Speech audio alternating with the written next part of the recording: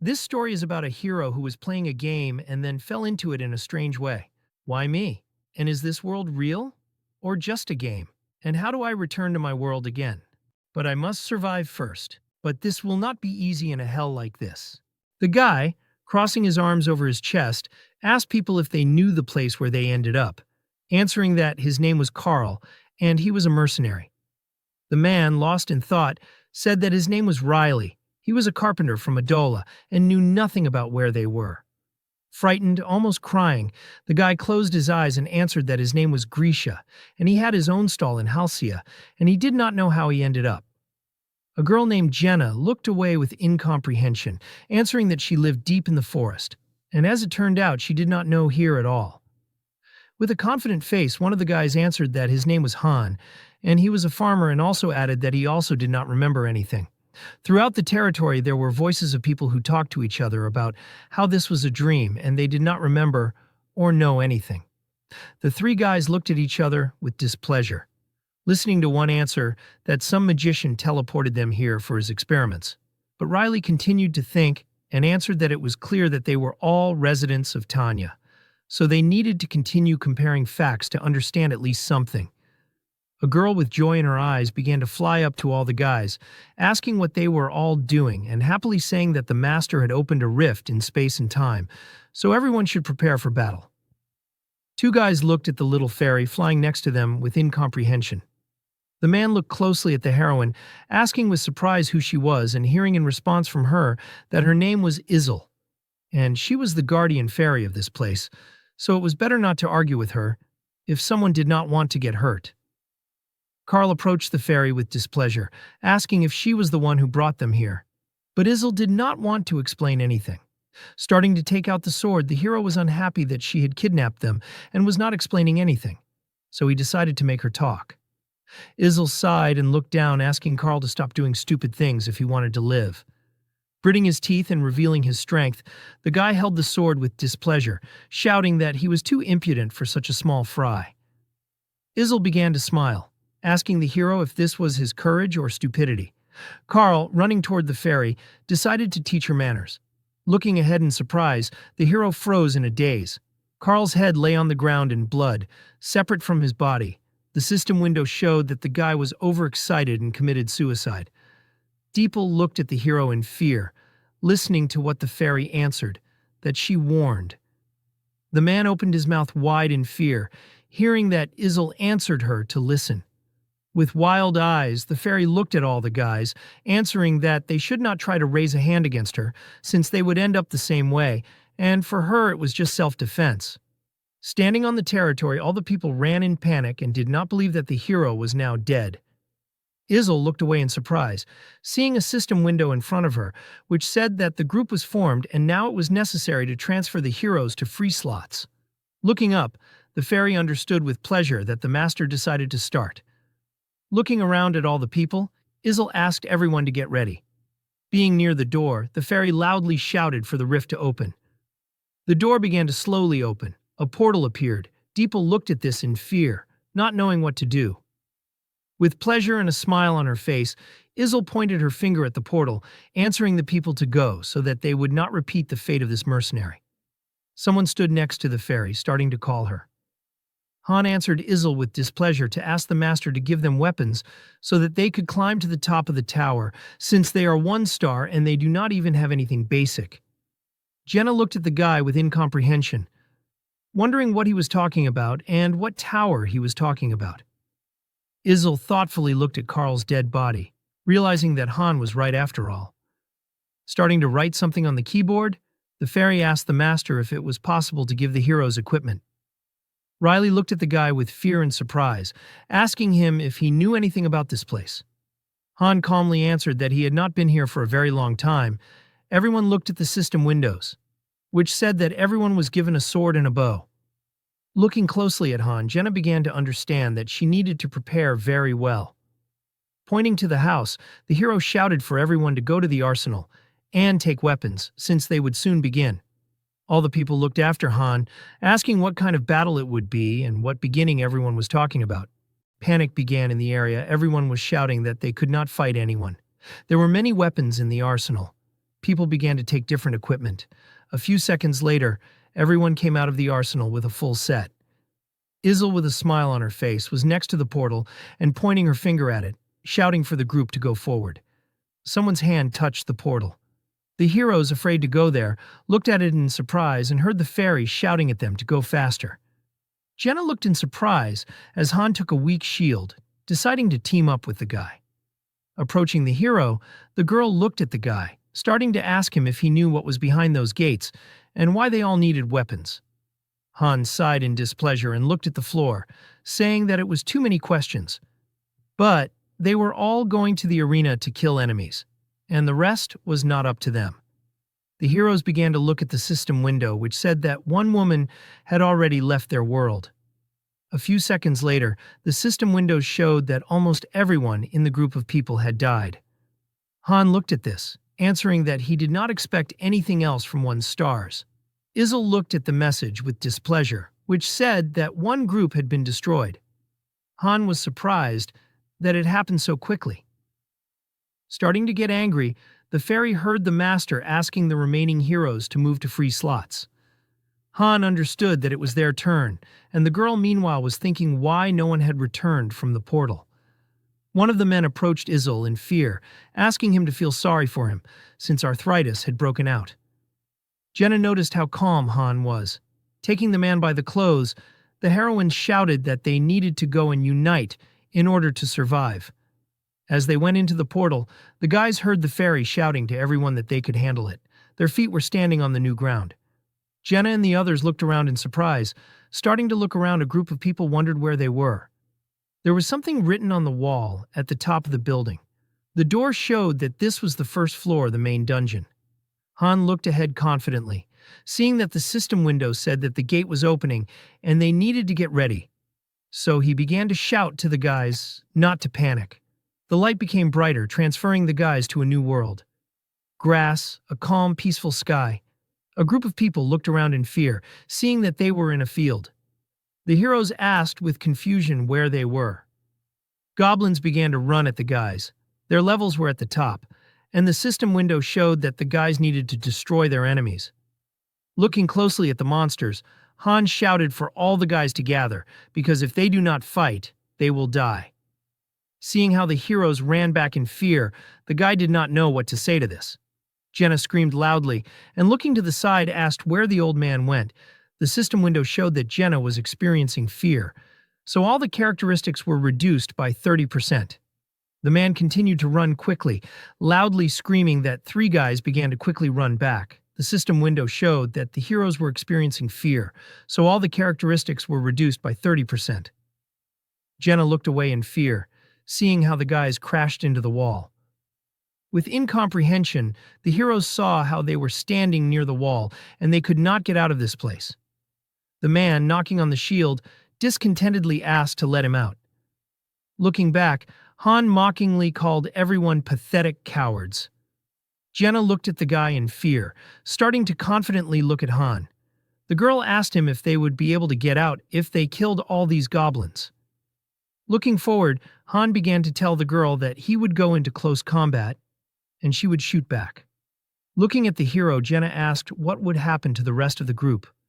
Looking forward confidently, Han asked the girl not to think about it, since they were of no use. The goblins began to open their mouths wide. The monsters were quickly approaching the heroes. Running confidently forward, Han began to understand that he had never held a shield and sword in his hand. The monsters jumped on the main character, trying to kill him. Looking at the goblins, the guy answered that his name was Han. Starting to fight the goblins, the guy and Jenna tried to defend themselves or get away from the monsters' attack. The main character knew that he had gotten into a game that depended only on luck. The door that opened the portal was tightly closed. The game Choose Me was loading on the phone. A huge number of people played it. The goal of this game was to reach the 100th floor of the tower. Players began to create items to improve and strengthen the heroes, and then worked out tactics to pass each stage. Until yesterday, Han was an ordinary person playing this game. Sitting on the couch, the hero held the phone in his hand and looked at the new event in the game, which was called the Paranormal Dungeon. Looking closely at the phone, Han realized that the maximum rank in this game is 7 stars, and the guy has bad luck. Han opened thousands of cards, but never got 7 stars, despite the fact that everyone already has them. Thinking, the hero realized that this game is different from its peers, and it's rather harsh rules, and all the heroes have only one life. An important warning appeared. Holding the phone tightly in his hands, the hero did not understand why his players were afraid, seeing that each of them was experiencing fear. With a calm face looking at the game, Han saw how his fighter was experiencing fear. Some boss of level 999 in the game began to kill Han's players. Looking at the phone with incomprehension, the hero began to think that this was just some kind of system error. Watching the enemy with level 999, Han realized that his players died before he saw anything. A monster quickly jumped out of the phone, shouting to the guy that he found it. Han looked up in fear, not understanding what was happening, because the game had just ended. Darkness fell. The system window told the guy to create his account. A message came out of the darkness for Han to choose a name. A few seconds later, Han had already chosen a nickname in the game. Without pressing anything, the guy saw how the game worked for him. One of the system windows welcomed the guy into the game. Suddenly, a message appeared that asked Han if he would start training, since after it, the hero would be able to receive a reward. The looked into the distance in fear. Standing with a sword in his hands, Han looked away in confusion. Listening to the system window answer that in an unremarkable town there lived a guy named Han. Tanya is an area where people live together with other slaves. Showing the city's domain, the system window responded that an unknown enemy had attacked these peaceful lands, so the hero now needed to climb to the top of the tower if he wanted to. The hand was holding the corner of the wall. Han looked into the distance with a frightened face. A system window was shown in front of the hero, telling him to destroy the goblins that had invaded the city. With wild fear, the guy could not believe it, thinking that this was not real. The guy began to watch as the goblin jumped on him and began to understand that he did not have time to figure it out. Holding the sword, the guy gritting his teeth swung the weapon. Confidently looking forward, the hero fought the monsters. With fatigue, the hero continued to grit his teeth, closing his eyes. Attacking the goblins, the guy swung his swords one after another. Screaming loudly, the hero began to quickly swing his weapon at the monsters. The guy could not come to terms with the fact that he personally killed another creature. Starting to leave tiredly, Han saw that the system window showed that the task was completed. The guy looked into the distance, surprised by the look. Seeing that he was standing in the square, the guy began to understand that he was in the game Choose Me. Opening his mouth wide, the hero shouted, asking what was happening. Beginning to see the system window at the top, which showed the hero to summon new players in the main menu. A door began to open in front of the guy, from which a bright light was burning. In one of the buildings, the silhouette of a new player appeared, whom Han had summoned. Looking into the distance with incomprehension, the hero began to understand that she had been summoned. Looking at Han, Monica began to ask the guy who he was, and whether he had summoned her. Heading towards the hero, Monica answered that she was a knight. After all this, the guys began to fight in the dungeon. Unlike Han, who had never held a sword in his hands before, the girl easily dealt with the goblins. The tired heroes began to watch the system window, which showed that the task was completed. Han looked at each other's characteristics, realizing that they had a big difference, since Monica had 3 stars more. After a while, a system window began to appear for Han, which told him to click on Synthesis. This is a way to strengthen the heroes. Gritting his teeth, the hero understood with displeasure that he was finished. Izzle began to fly around Han, who pointed to the door and shouted at him to quickly climb in while the master was waiting for him. The guy looked up in confusion. Looking at the fairy, the hero loudly asked her if her name was Izzle. The girl looked at the player in surprise, asking him how he knew her. Han, standing near the fairy, answered his name, but from the face of the heroine, looking at the player's cards, it was clear that there was no such name. The heroine looked at the card with displeasure and shouted that he didn't look like a player at all. Han calmly asked to return him home, answering that he was Han from Seoul, not from Tanya. The fairy looked at the guy with a displeased face, having learned that he was from the earth. Starting to fly up, the heroine shouted with displeasure that he was going to go crazy since it couldn't be possible. Starting to argue, Han shouted to Izel that he wouldn't go there since he would die there. Without listening to anyone, the fairy sent the guy out the door, shouting at him to get inside. Monica, standing next to the guy, answered that he entered very noisily. His hands began to absorb magic.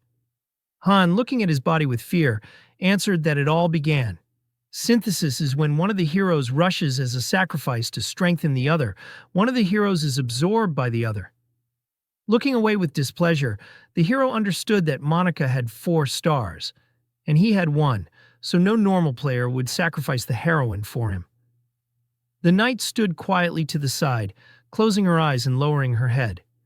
Gritting his teeth, the hero closed his eyes in displeasure, realizing that this was the end and he would now be absorbed into the synthesis. A few seconds later, the hero looked in surprise at the system window, which said that the synthesis was complete. The night began to evaporate in a bright light, hearing Han ask her why she was disappearing. Lowering her head, the girl calmly answered that this was her destiny and that a guy had been chosen. Smiling for the last time, Monica wished the hero good luck. A few seconds later, the guy was left standing completely alone. Looking forward, the hero could not understand what was happening. Grisha opened his mouth wide, starting to scream loudly. Han, fighting with Jenna, shouted at the people not to be distracted and fight, since the monsters would catch up with them if they ran away. Fighting monsters, the guy gritting his teeth understood that he survived. Confidently killing goblins, the hero understood that synthesis is produced by digesting heroes, and it is tedious to choose the one you want to merge, and then you need to drag. Looking away, Han discontentedly understood that they were lucky that the master is so stupid, but the game is a garbage dump. Jenna, running next to the guy, shouted that she killed one, but the second is not all. A few seconds later, the goblin's mouth bit Han's shoulder.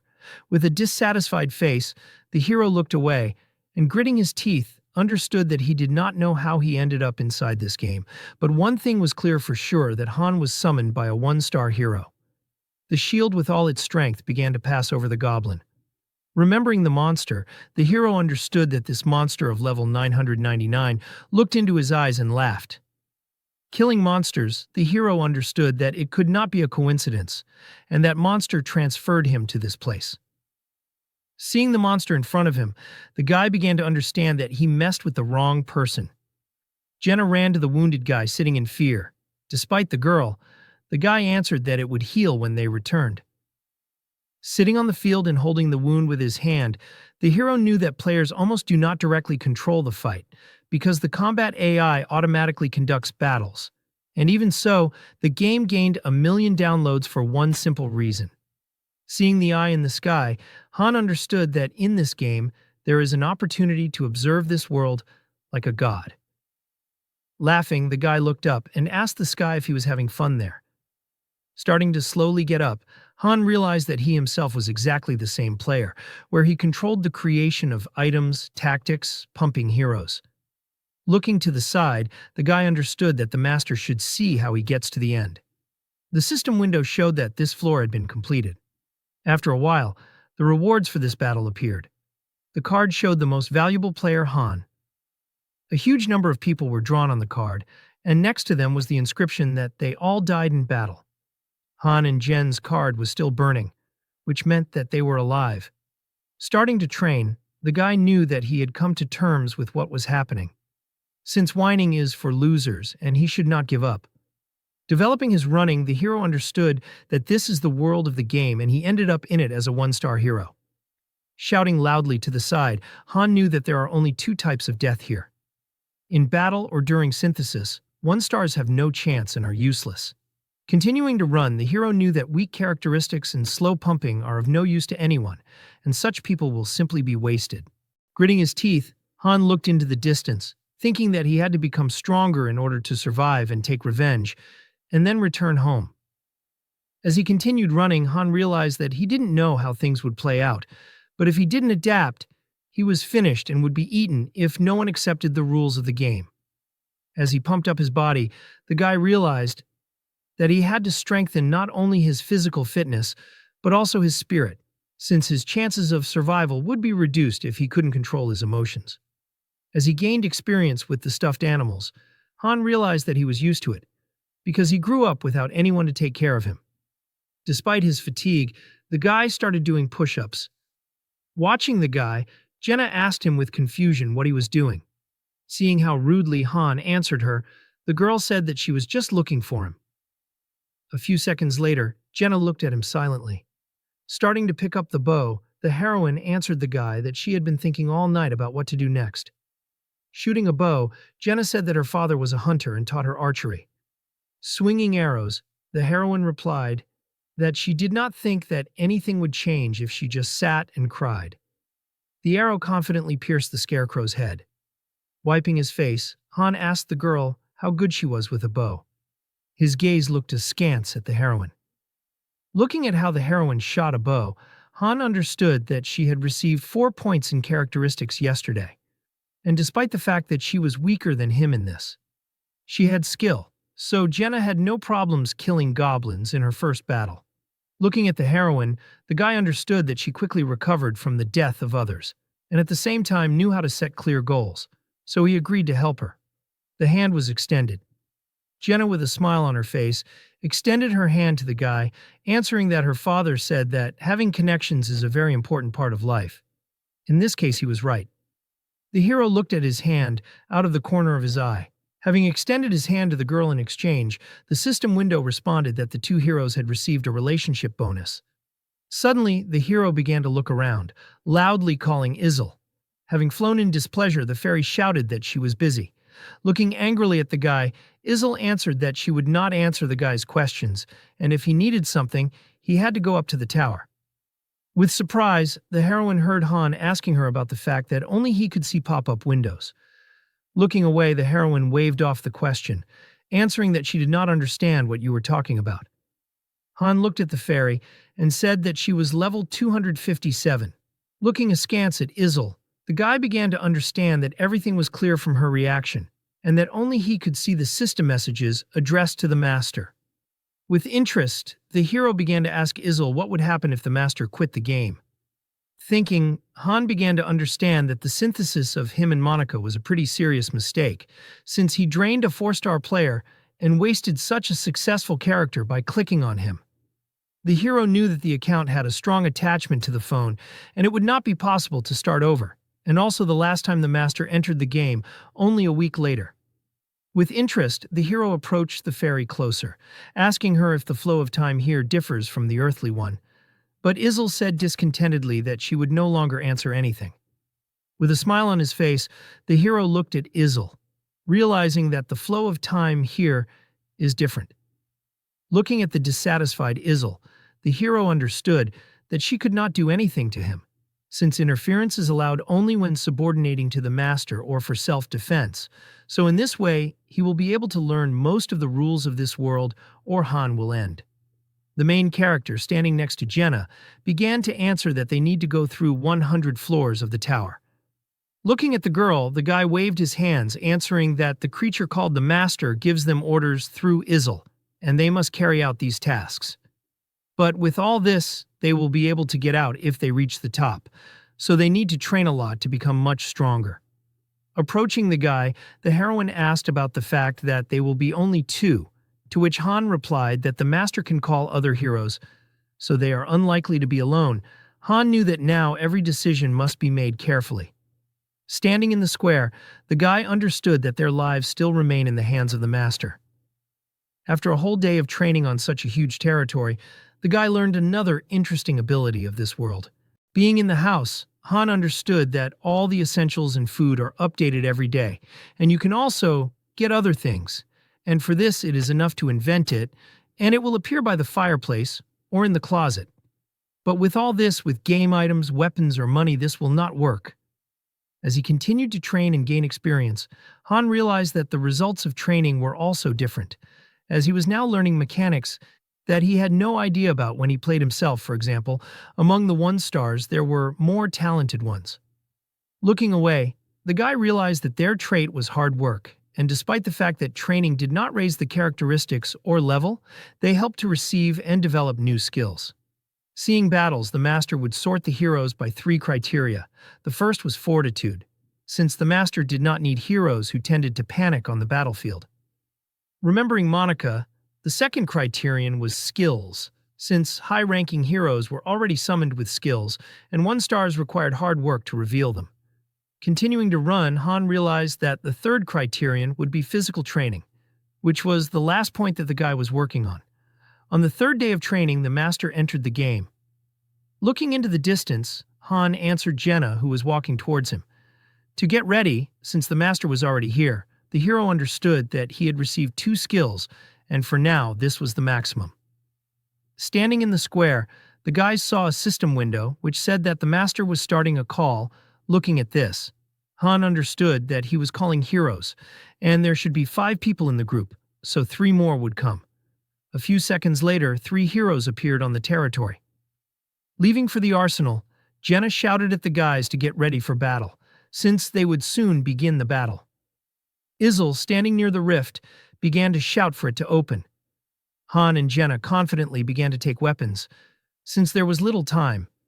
Dissatisfiedly walking forward, Han watched as Jenna pulled them into the portal, and understood that there were no weapons for new players, because they were left with the dead heroes. Toby looked back at the girl with displeasure, asking her if she was also in on it. Han entered the portal, telling the guys that they would soon understand everything themselves. Leaving the disgruntled guys in place, Han shouted at the girl not to think about it, since it was no longer their business. A few seconds later, the players were sent into the portal with the help of Izel. The fairy shouted at them to start listening so that she would not hurt them. The door began to close. With a smile on her face, Izel looked at the guys one last time, telling everyone to have fun. A group of people stood in the shield, seeing the system window, which said that they were on the 2nd floor. Confidently looking at Jenna, Han, not noticing the frightened people, asked the girl if she was ready. Evil animals began to walk around the territory, which began to approach the guys. 3 new guys with tears and fear in their eyes wondered what it was. Han looked at them with displeasure. Looking at Jenna, it was clear from the system window that she was also experiencing fear, which is why her characteristics were lowered by 30%. Having hit the heroine with his shield with all his might, the guy asked her if she had eaten enough porridge. Looking at the dissatisfied and angry Jenna, Han replied that 2 goblins were on her, and he would deal with the wolves himself. The protagonist looked at the newcomers out of the corner of his eye, realizing that he would be of no use to them. The wolves quickly attacked the guy. The mouth began to open wide. Opening his mouth wide, the hero quickly ran at the wolves, screaming loudly. The sword plunged into the wolf's mouth, passing through the beast's muzzle. Looking up with displeasure, Han understood that the weapon was terrible, and 1 blow was not enough. His hand began to spin. Swinging the weapon in different directions at the wolves, Han looked into the distance, realizing that this would be enough for him. After a while, the sword killed the last wolf, cutting off its head. The looked away with anger. With quick movements, Han put his shield in the mouth of the wolf, who wanted to attack the hero. Han looked at the monster with displeasure, gritting his teeth. On the other side, a new wolf jumped on the hero, trying to attack. Filled with strength, Han quickly ran at the wolf, swinging his weapon.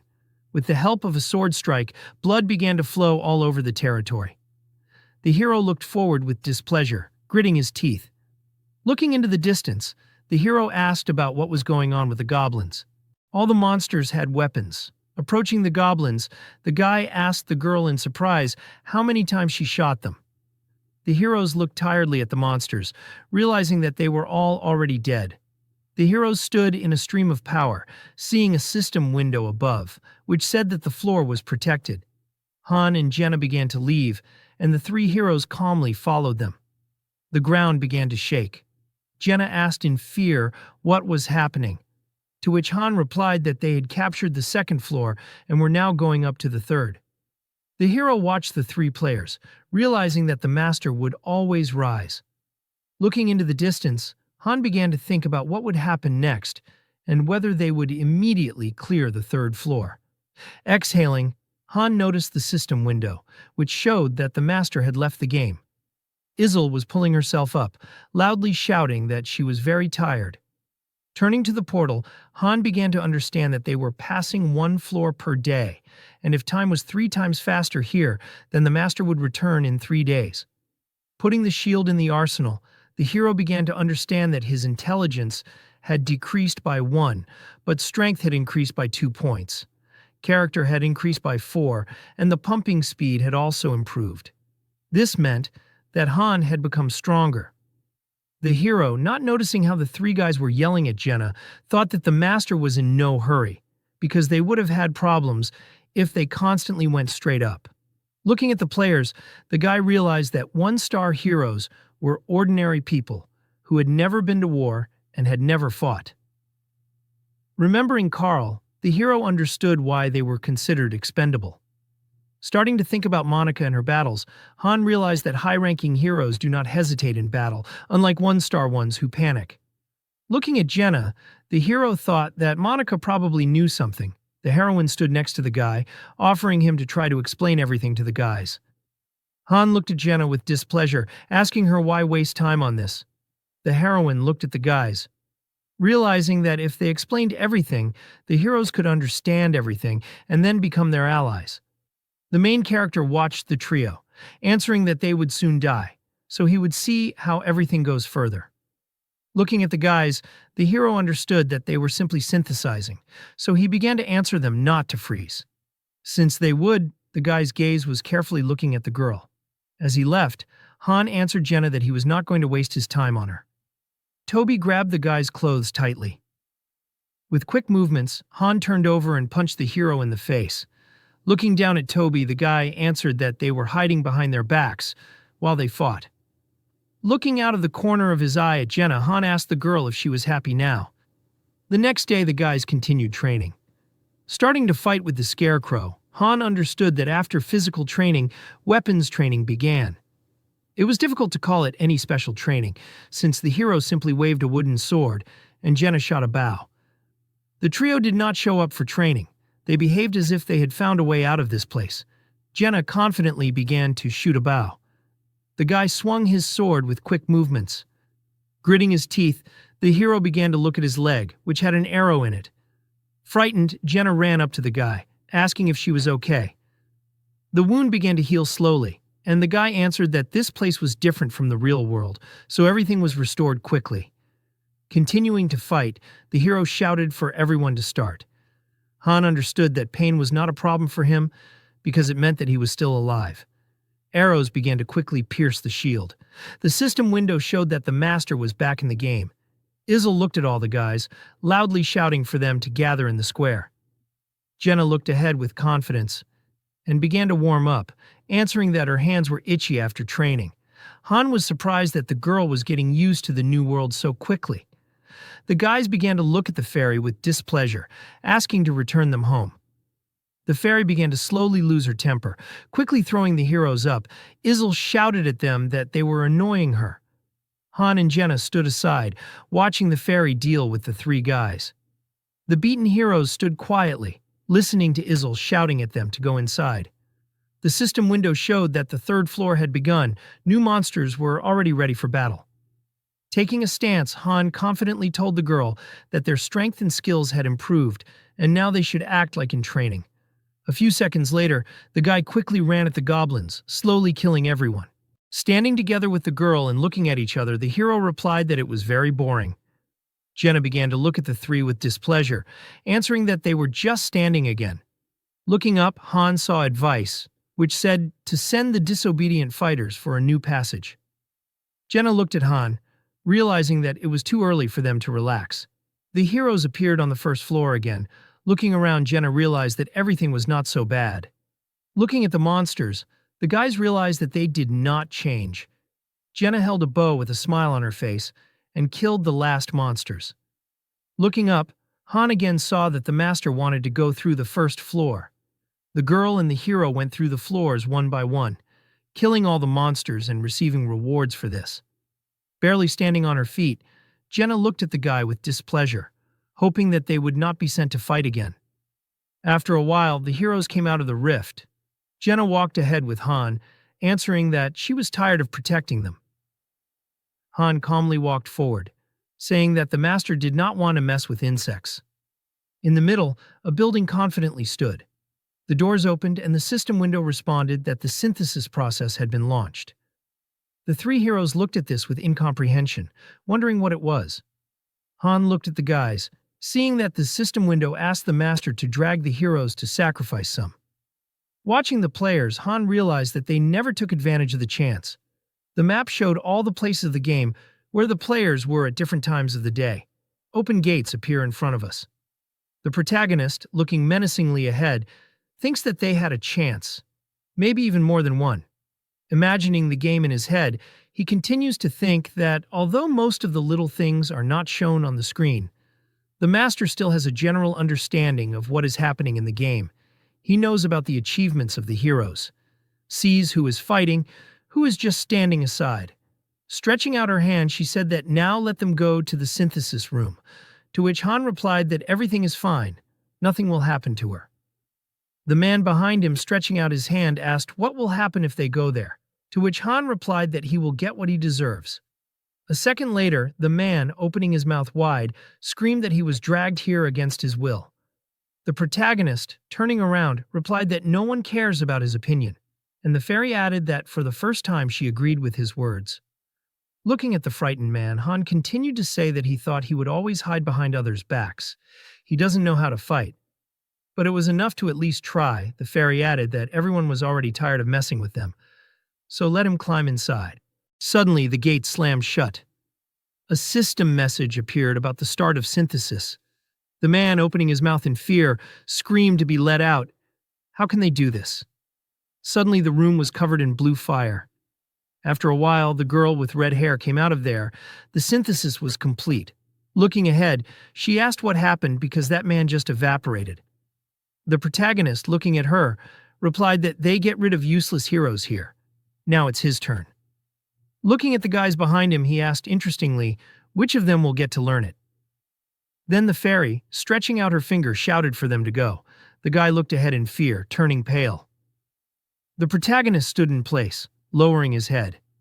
Then the guy going inside laughed and shouted that they were sending him home.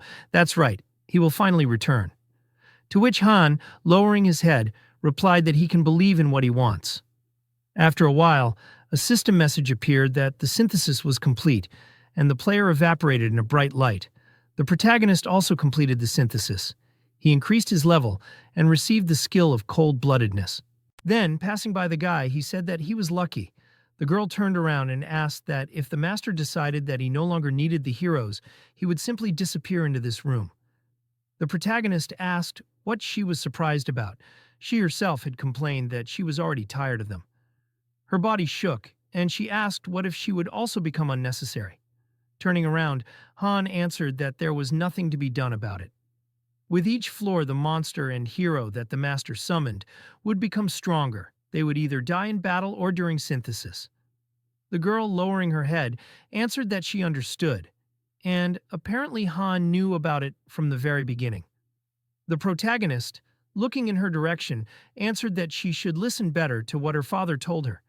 She silently looked away, and Han continued to say that sticking with the right people was the best solution. We are transferred to the next day. The girl, lowering her head, screams that she is counting on him, to which the protagonist replies, "What's the point?" Lowering her hands, she replied that he had said that if she stuck with him, it would save her life, and so she wanted to make it clear that she would now be able to count on him. Han looked at her with displeasure, answering that she should do as they say. Then she cannot worry about her life. Someone, clenching his fist, shouted to be allowed to join. The tall guy, looking ahead with fear, said in a trembling voice that he behaved very stupidly. He added so much trouble to them and understands that he was a coward. Did nothing and left all the fighting to them.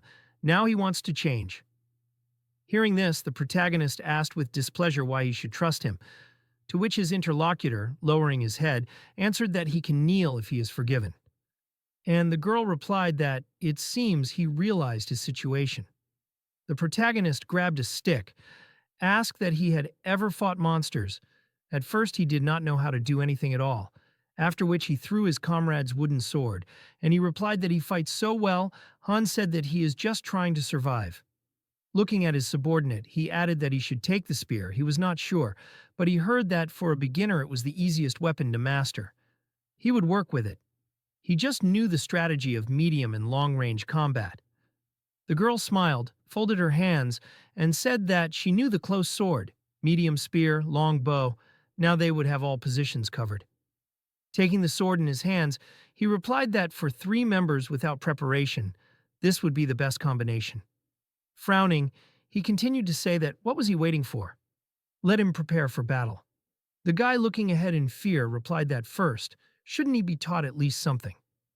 Han flew up to his comrade at great speed, shouting that as if he could, he himself had never held a spear in his hands, he was learning on the go, so let him repeat after him. After that, he delivered a huge number of attacks, adding that at least he had a sparring partner, he only had a scarecrow. The guy clenched his teeth in fear, then he closed his eyes and swung the spear. At that moment, Han kicked him, telling him not to close his eyes in the middle of the fight. The guy winced in pain. He grabbed his stomach, looking at him. The protagonist replied that he actually gave in. That's all he could do. The monster would have killed him long ago. The girl standing behind asked that this was his first time. Didn't overdo it. Han replied that he didn't care and didn't need ballast. He wouldn't waste time on someone who was incapable of anything. Approaching his sparring partner, he asked if he had a family, to which he replied that his little sister was waiting for him. Then the protagonist said that at least that was something. He had no one at all. He brought the wooden sword to the throat of his new ally. Looking at him menacingly, he told him to imagine what would happen to her if he never returned. The guy's face turned pale, and Han continued to say that if he was going to die, then it would be better if he didn't go near the monsters. They would be torn apart. Synthesis is not so painful. Let him start what he can't handle. Hearing this, the guy clenched his teeth in displeasure. Watching this, Han smiled, looking at his friend. He added that he already liked this look. We are transferred to the house. 2 system messages appear that the protagonist has chosen to create an additional building of the arsenal. The forge. 500 crystals were spent on its creation. Looking around, Han said that this is already better. Now the forge is available to them. Looking ahead, he continued to speak. The fairy hears him. Then let her come to him. Flying up, she answered discontentedly that, who is he to give her orders? To which the protagonist replied that she should come up with something new. He was already tired of such answers. The fairy, angry, began to hit him with her fists. And the protagonist calmly replied that she was the one who formed the messages with answers. They looked like messages from the game form. She could go online. Folding her arms discontentedly, the fairy replied that she could. She counts a little in her free time. Then Han said that she had access to a form with strategies. First the training center, then 10 weapons, then the forge. Hearing this, the fairy asked with displeasure how he knew this, to which the protagonist replied that, why shouldn't he know? One of the most popular posts on the forum, written by Loki, his interlocutor, asked that he even knew about it, and Han said that of course he was also a player. The fairy, smiling, continued to say that now he is a low-ranking character on the lower floors, and Mr. Loki, the master of all masters, the god of this game, he would definitely be in first place if he received at least one 7-star hero. Smiling, the protagonist asked what she liked about him, to which the girl replied that he can make the impossible possible. Then she, stretching out her arms, flew away, saying that he is magnificent. Suddenly she stopped when Han apologized to her. She asked in surprise what he was talking about. The protagonist, looking menacingly in front of him, answered that he is Loki. A list of building upgrades appears in front of us, after which the fairy flew away and screamed that this was some kind of stupid joke. Looking at her, Han said that the account number was 46,631,913. Frowning, he continued to say that to prevent hacking, the game account number is known only to the owner and managers of the server. She can check or tell him another email. The fairy entered the account number and then replied that this was serious, this can't be, after which she lowered her head and then her cheeks turned red and she shouted for him to quickly give her an autograph. She will be the coolest in the fan club. After signing, Han asked discontentedly what she was talking about, to which the girl replied that the fan club of Loki, the master of all masters, she will become a top-level member if she gets an autograph. The protagonist, looking menacingly ahead, answered that he had never heard of it. The fairy's body shook, and she, in a trembling voice, that she had really said so much to the real Loki. Signing, the protagonist said that, okay, he was now a one-star hero who cared. Suddenly, the fairy screamed for him to stop. What would happen to the settlement without him? To which Han replied that he had no idea. We are transferred to the settlement, 30 floors of a huge fortress, capacity for 20,000 people. Most of the buildings there are upgraded to level 22. Huge pumping. But so what? He is the dungeon master now. The girl, frightened, looking ahead, asked what would happen to all the residents, to which the protagonist replied that she should disband the settlement if she was worried about them. Her face turned pale and she replied that she couldn't, to which the protagonist replied that he knew she was just a mid-level moderator who handled all sorts of little things. He tilted his head and added that the master of this account was also a person from Earth, and the heroes who were summoned here were not AI at all. The fairy replied that they came from different worlds, but they were all real people. Introducing the creator, she added that he didn't know about it. He was just a player who liked to play. For him, the heroes were just consumables, who could be exposed to any danger. Hearing this, Han looked away with displeasure, asking that he would be able to return home if he climbed to the top. Yeah, I don't know. After which the protagonist, frowning, said that he would then ask another question. Who placed him here? The girl replied that she couldn't say that. While she was climbing, he folded his hands and asked what access and powers she had. The fairy said that she could give the master advice, open and close buildings, help in choosing something. Han, imagining the settlement, asked that the cities of other masters look the same. The fairy answered that there was some difference, but in general, yes. The protagonist frowned and imagined a huge number of islands, thinking that there were a million such worlds. An image of heroes appeared in his head, and he thought that the summoning, the system for creating an infinite number of heroes with thousands of different combinations of skills, turned out to be a lie. Quantum artificial intelligence was a deception. The heroes were not advanced machines, but real people. The roguelike system, endless content options. In fact, a million different worlds. Pressing a button on his phone, he thought that what was happening in the game was real. His thoughtless actions in the past doomed many people to death. After which, the protagonist called the fairy with displeasure. Looking at her, he told her to listen to him if she wanted to climb up. We are transported to the mannequins. The girl swings her blade, looking at her. Han thinks that she is just a genius. She is growing at a speed that is inaccessible to other heroes of her level. For the first time she holds a dagger, but she got the hang of it so quickly. Looking at the tall guy who barely repels attacks, the protagonist thinks that with such success as his, he will die on the battlefield, pointing a finger back. She said that she gave in, but it did not really help, to which the protagonist replied that she should not get cocky. They need to go, the girl asked. What happened? Is he really not going to train his number one assistant? Suddenly a fairy appeared who loudly shouted in displeasure, how dare she address him like that? She is number one. The fairy continued to shout contentedly, but suddenly Han grabbed her, answering that it is not time for her to work. Even in her hand she shouted that, in any case, she is the first assistant, the protagonist. Looking at her, thought that maybe he should not tell her about this. Then he went to the warehouse asking the fairy to open it. They went inside, a message that Han found iron, leather, and boards in the warehouse. They went outside. The protagonist asked the fairy to open the forge, and the girl took the cart, asked what he was planning. Han replied that he will not forever wield such a mediocre sword. Looking at the forge, he thought that from the conversation he understood that he is half a hero and half a master. Approaching the furnace, he continued to think about whether he would be able to enter areas accessible only to masters.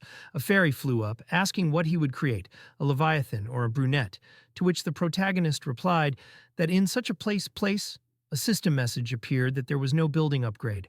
A penalty was imposed, there was no master blacksmith, and another penalty, and no blueprint. The chance of success was terrible. Did he want to start creating? The fairy, looking at the furnace, asked what he wanted to create an item. Han replied, something like that. A system message appeared that he needed to choose a difficulty level. The higher the level, the higher the possible reward. The protagonist replied that he needed extreme hell. Hearing this, the fairy jumped to the side, shouting that, extreme hell, there are triple penalties. To which Han calmly replied that she should just watch. Looking at the creation of the sword, he replied that this is a mini-game for masters. It is usually skipped, although the rewards are solid. A system message appeared that he has 3 minutes. The fairy shouted that she can't even understand the shape. The protagonist stretching his hand forward, grabbed a small cube, lowering his head. He said that it is not a problem for him. Then his friends faced Han, and she shouted that this is the legendary movement of 1,000 hands. Han began to grab cubes at great speed. A system message appeared in front of him that he achieved absolute success and created a cunning longsword. The fairy beamed with happiness, looking at the protagonist's work. A system message appeared in front of him that the cunning longsword is durable. Light and sharp, mediocre materials are skillfully combined. The protagonist continued to rearrange the cubes at great speed. Artifacts and system messages appeared in front of him, which said that he created a balanced short bow, a sharp long spear, and a strong iron shield. Pulling it into his hands, he said that it was only C rank. The quality of the materials was telling, to which the fairy replied that he would not do it anymore. The protagonist said that it could attract attention, and he did not need the masters to guess anything. We are transported to the forest. The girl, looking menacingly ahead, releases an arrow at great speed. One accurate hit, and her enemy falls to the floor. We are on the 4th floor. On it, it is necessary to destroy all the enemies. The girl, smiling, looks at her new weapon, saying that the tension is much stronger. Such a bow will definitely not want to steal. Han, looking menacingly ahead, answered that she should use the personal weapon function so that this does not happen. Several monsters appear in front of them, and the protagonist continues to say that the master is so strange, sent them to fight 3 of them.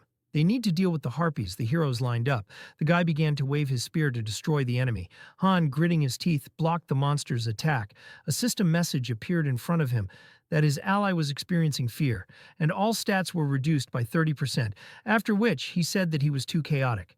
Then, as his comrades swung the blade of the computer at the harpy, after a few seconds, the girl hit him in the face, shouting for him to pull himself together. The guy looked at the blood flowing from his nose in fear, and she shouted for him to understand what was at stake in his life. The protagonist, dashing forward at the monster, added that he should pull himself together, to which the guy, stretching out his spear, replied that he understood. All 3 of them attacked the monsters at the same time. A system message appeared in front of them that this floor was cleared. Their reward was 10,000 gold, iron ore, and leather. The guy tried to catch his breath, looking down, raising his eyes. He said that again he was just in the way. What will happen to him now? A system message appeared that he had been added to favorites. Raising his head, Han said that he would live for now. The master had added him to his favorites. Hearing this, the guy opened his mouth wide and, clenching his fists, shouted that he had done it. Bending over, she looked at the protagonist, saying that first his first subordinate had succeeded, now the second one had succeeded, to which Han replied that he had no subordinates, after which he headed to the warehouse.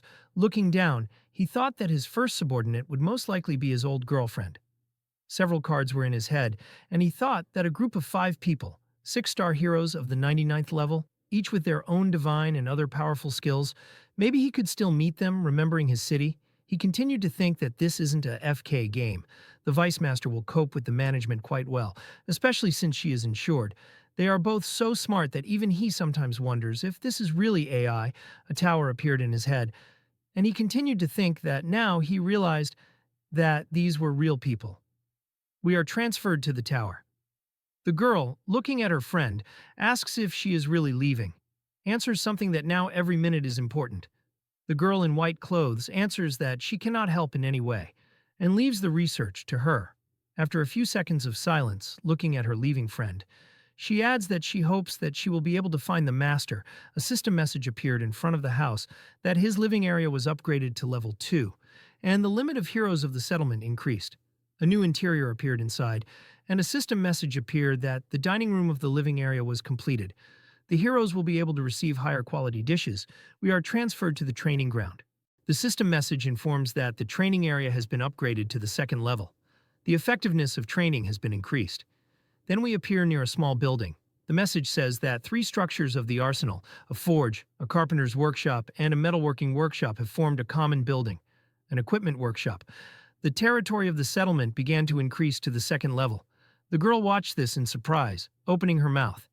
She asked what was happening, and the guy added that this master is really a great wizard. How is this even possible? The protagonist, looking around, replied that he simply invested money. It seems he liked the game. Looking at the new structure, he thought that the lively behavior of the heroes and the realism of the battles. He thinks it's all about the feeling that the characters are real people, not pictures. But, in fact, they are real people. After which he said that the higher they climb, the better the conditions will be. Looking towards the ferry, he added that the user plays at a strictly defined time, apparently an office worker. It seems that he not only explores the game, but also donates. His girlfriend replied that they were lucky that it was not some poor student. He had enough money to buy a set for 65,000 won. Smiling, Han lowered his head, thinking that, unlike other games, this does not reward the player with crystals for winning quests at all, and other ways to earn them in the game are few and far between. After which he said that it was a great luck to meet a player who is willing to shell out real money. Then he looked up in fear. A system message appeared that the master was summoning 10 new heroes. The portal lit up.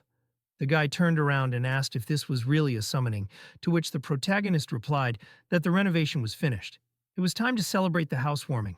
Han imagined the cards in his head, thinking about the fact that there are two ways to summon: summoning for in-game gold and advanced summoning for crystals. Naturally, the second method is much more effective. You have to somehow force players to shell out real money. A crowd of surprised people appeared in front of the gate. The old man looked around and asked what was going on. He was home a second ago. The protagonist listened to the disgruntled conversations in his eyes. Suddenly, he pointed his sword at the old man, and he asked in fear who they were. Han, looking menacingly ahead, told them to shut up. No one would explain anything now. First, they needed to survive. Whoever remained, they would explain. The fairy, stretching her hand out to the side, shouted for them to pay attention to her. Are there any carpenters here? If so, let them go there. Looking at the frightened crowd, she added that they needed a blacksmith or another metal worker. What about cooks? People continued to be indignant. The girl, watching this, asked what she was doing, to which the protagonist, closing his eyes, replied that she was distributing roles. They had new vacancies. The fairy, stretching her finger to the side, continued to tell something to the people, and the protagonist, looking at her, replied that if the people who had died earlier were called now, their fate would have been different. This settlement is starting to change. A pumped-up city appears in front of us. Looking at the people, a system message appeared that, creating a group, you need to drag the necessary heroes into free slots. After which Han said that they should give it their all, since they have few stars. Useless people will not get even a raw potato. Looking at them, he continued to say that the master will decide who is useful. 1 stars will go to the dungeon, will not be able to adapt and die. Most likely it will be this one. The fairy, pointing her hand towards the portal, told them to go in faster. The portal began to open. A system message appeared that someone could not return. His fighting spirit will be remembered until the end of time. The protagonist, looking menacingly ahead, said that it happened incredibly quickly, to which the girl replied that it would not be better to tell more details. Han said that it was pointless to waste time on those who could not survive even on the first floor. Looking into the portal, he continued to say that 2 had already died and 2 had survived. People, looking fearfully ahead, crowded around the guy. One of them said that he could not fight monsters, he would not cope. Suddenly, the protagonist's comrade came forward. He, looking menacingly ahead, shouted that he would go with them, to which the fairy resolutely replied that he should not interfere where he was not wanted. The girl, smiling, asked that he had always been like this, to which the protagonist replied that he should join. His skills were not far from the beginner's. Let him help. Then he looked menacingly at the guy. Closing his eyes, he added that he was glad that he wanted to help, but he should not interfere with them gaining experience. The girl, opening her mouth, raised her hands, saying that she wanted to go home and eat normally. All this time they were fed only potatoes. Looking at her, the protagonist thought that she had completely lost her fear. Raising his head, he added that the sky was incredibly bright, as if someone was watching them. Looking at the girl, he continued to say that it was just like a god who sees and hears everything. Smiling, Han added that she should not worry. He hardly cares about every word they said, imagining the screen in his head. He thought that no one heard their words. Everything that happened here was heavily filtered and sent in short messages. After a while, the guy returned with other newcomers. The protagonist, looking at him, said that no one died. How many goblins did he kill? He answered 1. Han, stepping aside, said that it was time for them to return. They would finally be able to eat something new. We are transferred to the dining room. Looking around, the protagonist says that everything looks much better. Since there is a dining room now, the food will become more varied if the master sees the benefit from them. Then probably yes, the girl jumped.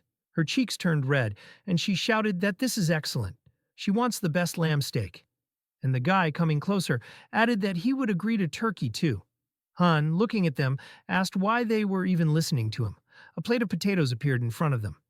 The old man, looking around in fear, shouted that there are a lot of spices in the kitchen, but because of the ingredients, only potatoes. Han, frowning, thought about what the same man said, that he was a cook. Looking at the frightened man, he saw his characteristics. Moving away with displeasure, he continued to think that he didn't even have the skill to cook. Maybe someone else did. He looked at the girl, asked her name, added that she was now their new cook. The girl looked down in fear, and the man, hearing this, desperately shouted that he would try to cook something else. The protagonist, looking at him, replied that he quickly adapts, but it would be better if he didn't lie, if he understood that he would be easily exposed. Looking at the puzzled man, he continued to say that he would close his eyes to this, but only this time. After a while, the table was filled with a variety of food. The girl, having tried the dish, said that it was incredibly delicious. She didn't know that so many things could be made from potatoes, replied that there were many different spices in the kitchen. Han speared the potatoes with a fork and told them to eat and listen. He would not repeat himself. He closed his eyes and added that the newcomers should be told the same thing because their lives depended on it. We are being transported to the evening. The people looked ahead in surprise, asking if this was all true, to which the girl replied that she had never fought before coming here. So they should not worry, they could handle it too. The fat man, looking menacingly ahead, asked what about them, replied that they had become a cook. They had the opportunity to help them in another way. The man looked around in fear and said that he could also be a carpenter, to which the protagonist replied that if he lied again, he would be the first candidate for synthesis. He would definitely be perfect for this.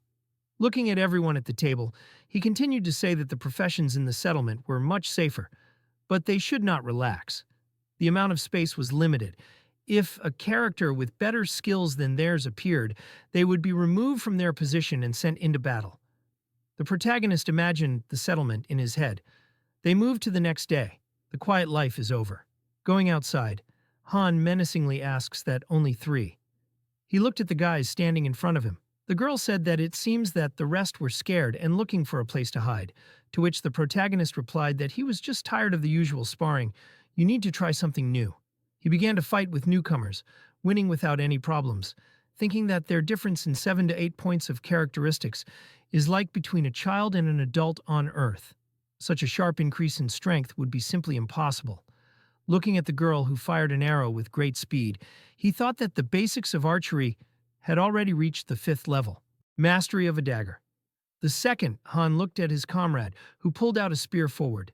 Thinking that mastery of a spear is also the 2nd level, but does not grow further, he trains more than anyone, but does not receive any points. Looking at his new charges, he thought that these 3 had mastered the 1st level of ball control. Their development was very similar. Maybe it was because of their age, but they were still better than those who were hiding at home. After a while, the master called 10 more heroes. This time his comrade and the others managed everything without him. The girl, smiling, looked ahead, saying that there were more and more of them. Han replied that it would continue like this, thinking about the fact that only one person died during the selection. Turning around, she asked why the master didn't take them to the 5th floor. A lot of time had passed since the last cleanup. Han, looking menacingly ahead for a few seconds, thought that because he was not a fool, the 5th floor would have a sharp jump in difficulty, after which he replied that he had not yet decided who to add to the group. Let's imagine a tower in his head.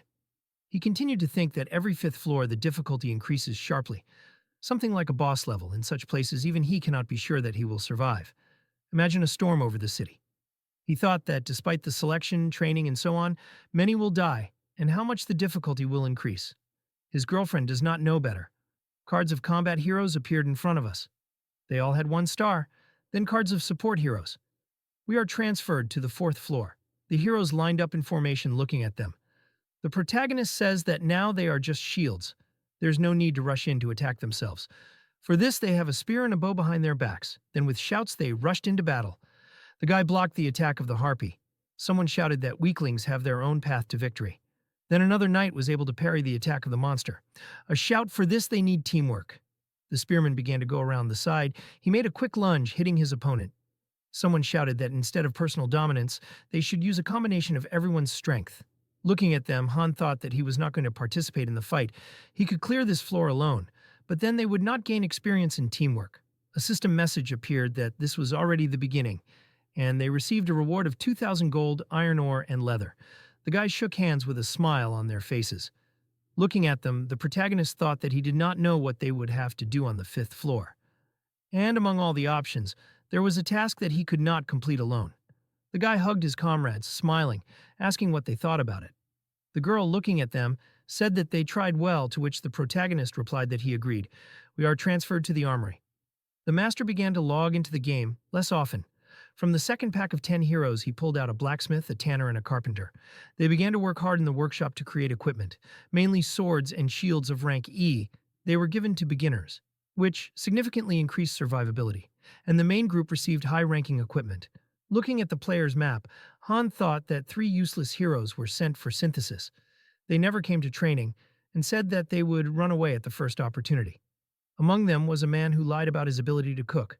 We are transferred to a few days later. The guy looks at the shield in surprise, saying that today they again need to go to the 4th floor. He wants to go further. The protagonist, looking menacingly in front of him, asked that today they will not go up to the 5th floor. The fairy answered that most likely, and the girl asked that they really are going up. He stepped forward, saying that this would not be a regular floor clearing. For now, they should not tense up, but also not relax in vain. The guy looking at him shouted that he understood. A strong flash of light appears in front of us. We are transferred to a destroyed building. Devastation is everywhere. 5 heroes are teleported to an abandoned street. The spearman, looking around, says that monsters are not visible, to which the protagonist replies that they need to line up. First, they need to get to the city center. Looking ahead, he thinks that there are no people or monsters. This is definitely not a clearing. Suddenly, the spearman screamed loudly. Shouting for Han to look there, a skeleton appeared in front of them, lying on the ground, turning around. He added that this is an absolutely empty city. The girl, passing by, said that she sees only traces of dried blood. This place is not at all like the previous one. To which the protagonist replied that there were flowers before. Looking at the tower, he continued to say that they need to climb up there. The girl quickly got up and looked around. Han asked if she saw anything. She replied that there was a city in front of her. The girl suddenly froze, and then said that she wanted to believe that she imagined it. The spearman, raising his eyes, shouted that she saw. The girl silently looked ahead for a few seconds and then asked that everything was really like this, after which she lowered her gaze, shouting that she saw a huge horde of goblins outside the city, and they were heading their way. Han menacingly asked how many of them there were. Looking at the approaching threat, she added that there were thousands of them. A system message appeared that they needed to survive and outlive the attack of the horde. The spearman, looking up in fear, asked that she was serious. The girl replied that he thought she was joking about such a thing. The protagonist told them to calm down. The spearman, clenching his fists, shouted what went wrong, to which Han replied that he shouldn't be scared. This wasn't a floor capture, but a survival mission. They needed to hold out for a while. The guy approaching Han asked if they could just hide, to which the protagonist replied that they couldn't go into buildings. They needed to get out of here. They ran as fast as they could. The spearman shouted how long they needed to hold out, to which Han replied, 10 minutes after encountering enemies. Frowning, he thought that they were unlucky. Judging by the pattern of the previous floors, the chance of such a mission appearing on the 5th floor was about 9%, after which he shouted for them to run away from the main streets and go into the alleys, and then he continued to reflect that due to the lack of opportunities, players complained that heroes were simply destroyed in low cities. The guy turned around and asked if there was no better place, because Han replied that they would break through everywhere anyway, and they did not have time to look for another place. Having taken up a circular defense, he added that they needed to stay here. He continued to say that the passages here were small. They would be able to break through in a wide line, so even if there were 10,000 of them, the guy shouted that it was fine. They would try. Then Han, looking at his team, gave them the task of guarding the passages, after which he said that they would fight in turns, let them use every minute of rest wisely. Frowning, he looked at the girl, telling her to stay in the center and save arrows. Let her kill only on his command. The guy looked menacingly in front of him. The protagonist shouted that they needed to build barricades before the goblins arrived. Let them remember, if they break through from even one side, they would all be finished. Han, looking menacingly ahead, thought that 30 minutes, he is not sure if it is game time or real time, the countdown will start at the first contact with goblins. Suddenly, the protagonist saw a small goblin in the passage, after which it turned around and stared ahead with a smile. The timer began to count down. Han, looking menacingly ahead, shouted that they did not even have time to make a barricade. He cut the goblins' bodies. Several more attacked after him. The protagonist shouted that they were approaching. He opened his mouth wide, adding that they were changing the plan. The barricades would be made of their corpses, having destroyed his enemy. More and more goblins began to appear in the passage. The girl, watching this, shouted that she was shooting on command. Han, looking menacingly ahead, thought that the tactics were simple, block and strike, after which he shouted that they were stupid, let them act according to their name. The goblins, their mouths wide open, continued to press and nest. The spearmen, turning around, shouted that they would really only last 10 minutes. Han, lowering his head, replied that he had ever lied to them. The crowd of goblins continued to crawl out of all the cracks. Looking at them, the protagonist thought that they would never die here. The sun began to rise. The goblin opened his mouth wide. At that moment, someone plunged a blade into his neck. The protagonist, looking menacingly ahead, shouted for his subordinates to change. The guy, sighing heavily, replied that he still could, to which Han discontentedly shouted for him to shut up and comply. Looking menacingly ahead, he thought that he did not have enough stamina. Looking at the tired soldier, he continued to think that it was not only the level, the technique was also weak. He was overexcited and spent too much energy. One blow was enough. Pulling his sword forward, Han thought that one blow, one monster is the most effective method. Strike, block, and strike again, after which he shouted that these monsters are as weak as the ones they killed on the first floor. Looking at the crowd, he thought that there were a lot of them. Someone shouted if they were afraid of anything at all, just running into battle, spitting on everything. Turning around, the protagonist shouted for his subordinates to change. The guy, menacingly looking ahead, shouted that he understood, and Han, watching them, thought that this was the weakest point. Looking at the girl, he told her to take another position and let her try to take the arrows they use. Turning around, she released an arrow, shouting that she was tired of waiting to kill the goblins who would break through the defense. She hit one right in the eye. The spearman, swinging his arm to strike, shouted that Han had said they needed to hold out for 10 minutes. The protagonist, looking menacingly ahead, replied that only 5 had passed. One of the goblins, opening his mouth wide, jumped forward. Something pushed him back with all his might. The girl, hitting him with her knee, shouted for them to stop climbing towards them. Suddenly, the guy opened his mouth wide and screamed in pain. A system message appeared that one of the squad members was bleeding. He would gradually lose health.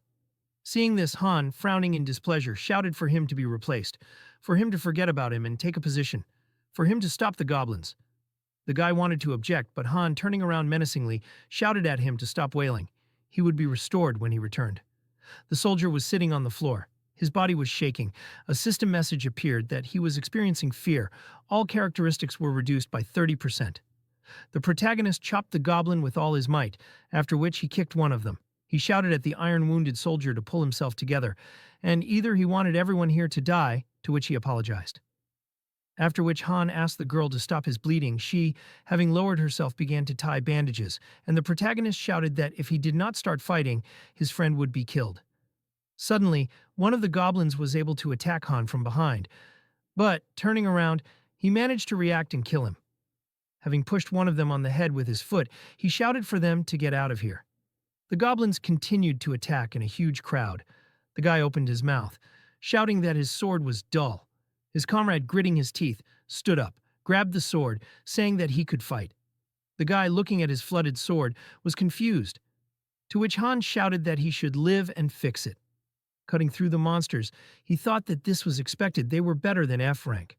But it was still a simple iron sword, after which he shouted that goblins can be killed with both a sword and without a blade.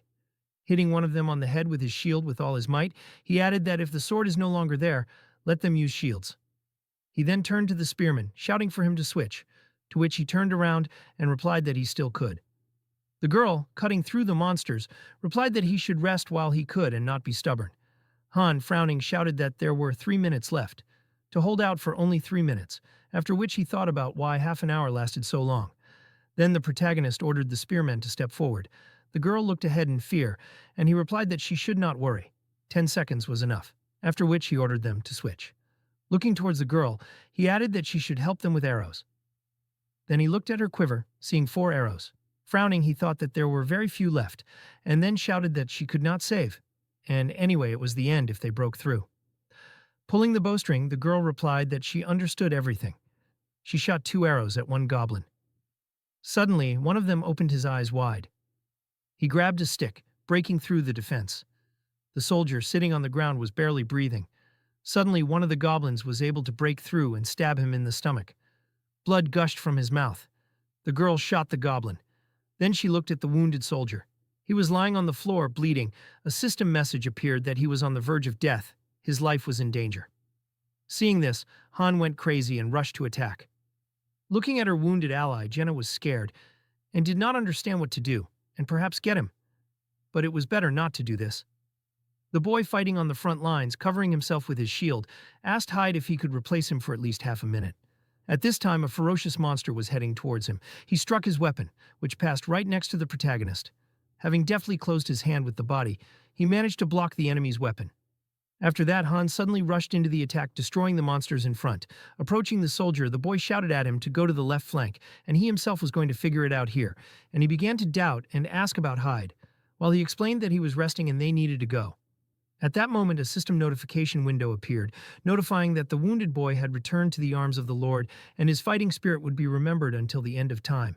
And the warrior, turning his head to the side, agreed. Destroying the monsters that surged again, the protagonist told Jenna that their allies could no longer be helped. They needed to forget about them, because without her they would not survive, and she, gritting her teeth, agreed with this. Han fought off the monsters with his shield. While fighting her enemies, the girl asked the leader how many were left, while the system notification window announced that her basic dagger skill had been raised to level 3, and she had gained the fast movement skill. Making a sign with his blade, the boy advised her to spend all her best strength on the goblins, if she could still ask about time. Immediately after that, the system notification window announced that the battle at the limits of strength had awakened the hero's soul, and his sword and shield technique skill had been raised to level 5. Pain threshold had been raised to level 2, and cold-bloodedness had been raised to level 3.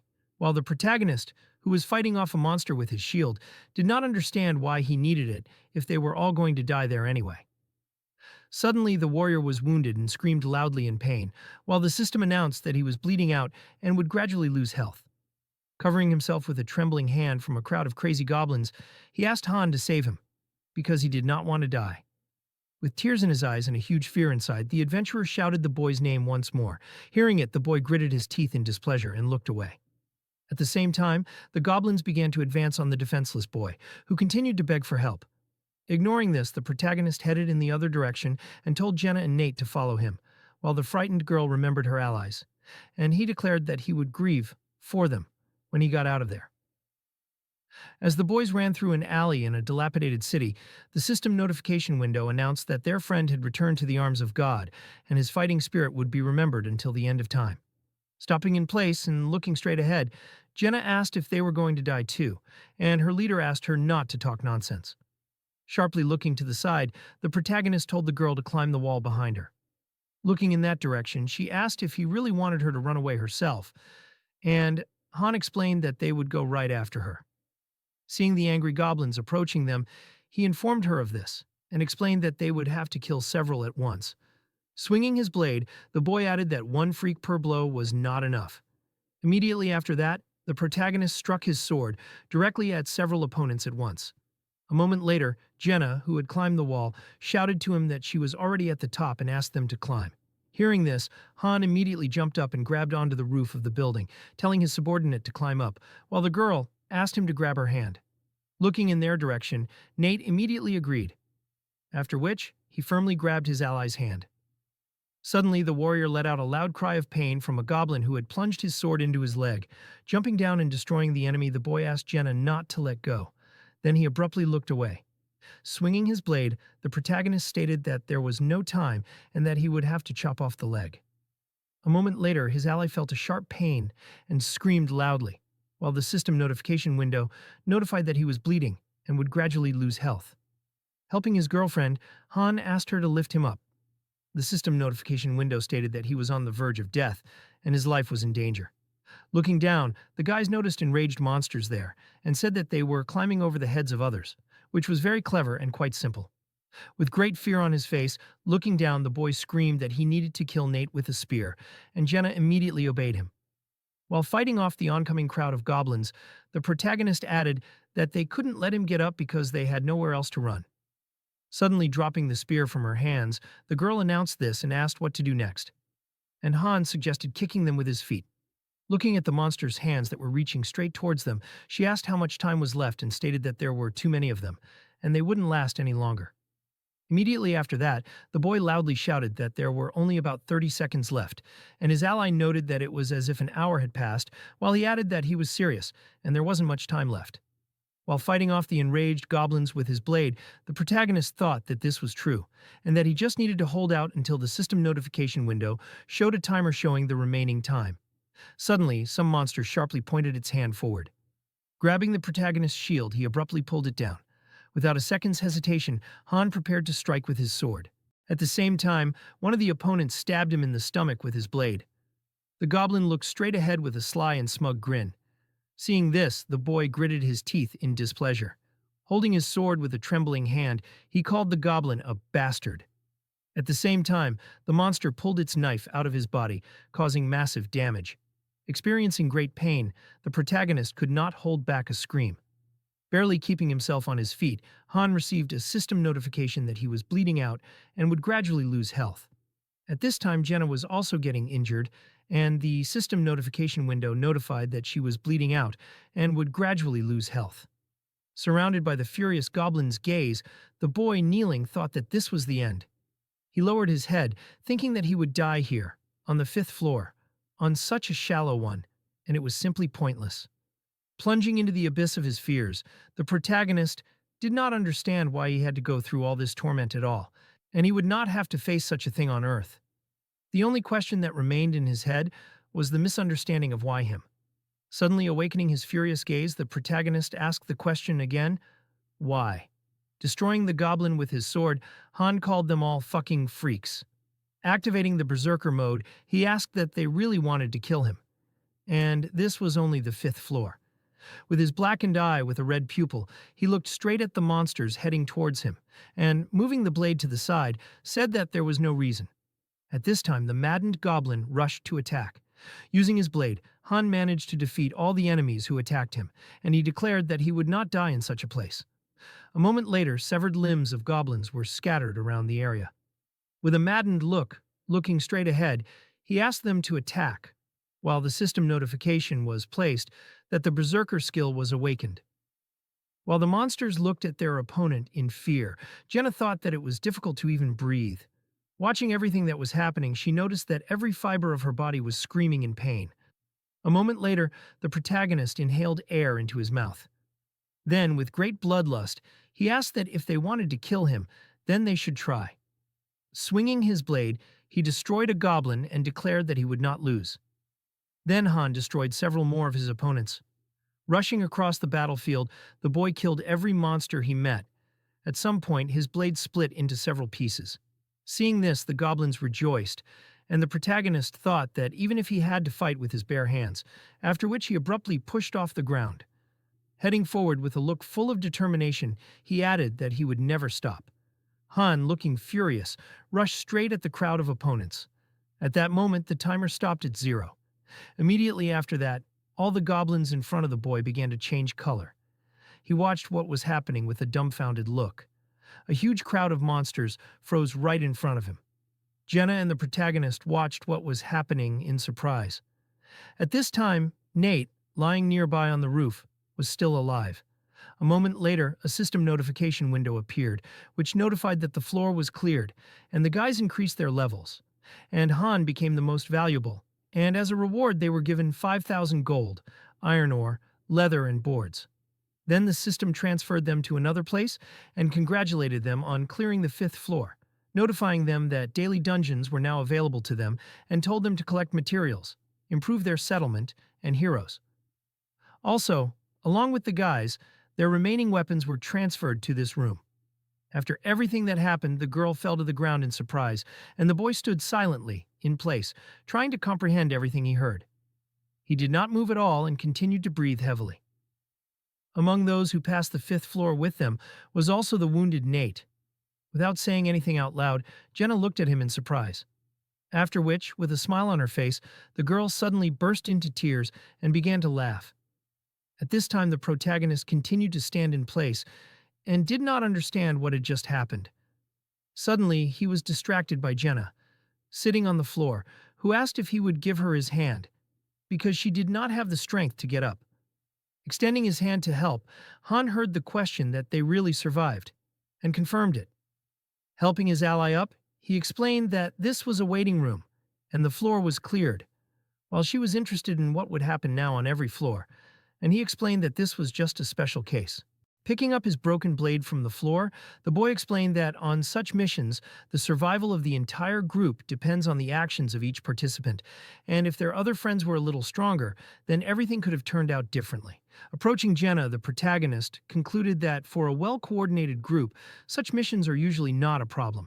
It just fell to them at the worst possible moment, and she understood him. After which, she sadly lowered her head. Then the guys left the waiting room, and a boy ran up to them, saying that they did a great job.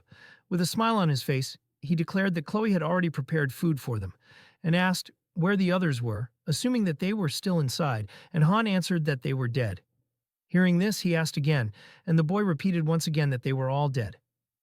After hearing this, he fell into a stupor. As they walked further, the boys heard an unknown voice that said that the master was gathering heroes, and that everyone whose names were called should come. Arriving in his room, Han was immediately taken to his bed. Burying his face right into the pillow, he thought that he didn't really care about the death of others. Because on the first line, conquering the Tower of Death quickly becomes commonplace, and remembered that he seemed to have received the Berserker skill. Immersing himself in all his thoughts, he reasoned that cold-bloodedness and Berserker are incompatible, and this is definitely some kind of bug. Imagining their use at the same time, the boy thought that cold-bloodedness helps to remain calm in any situation, and Berserker is the complete opposite, and exchanges sanity for increased combat power.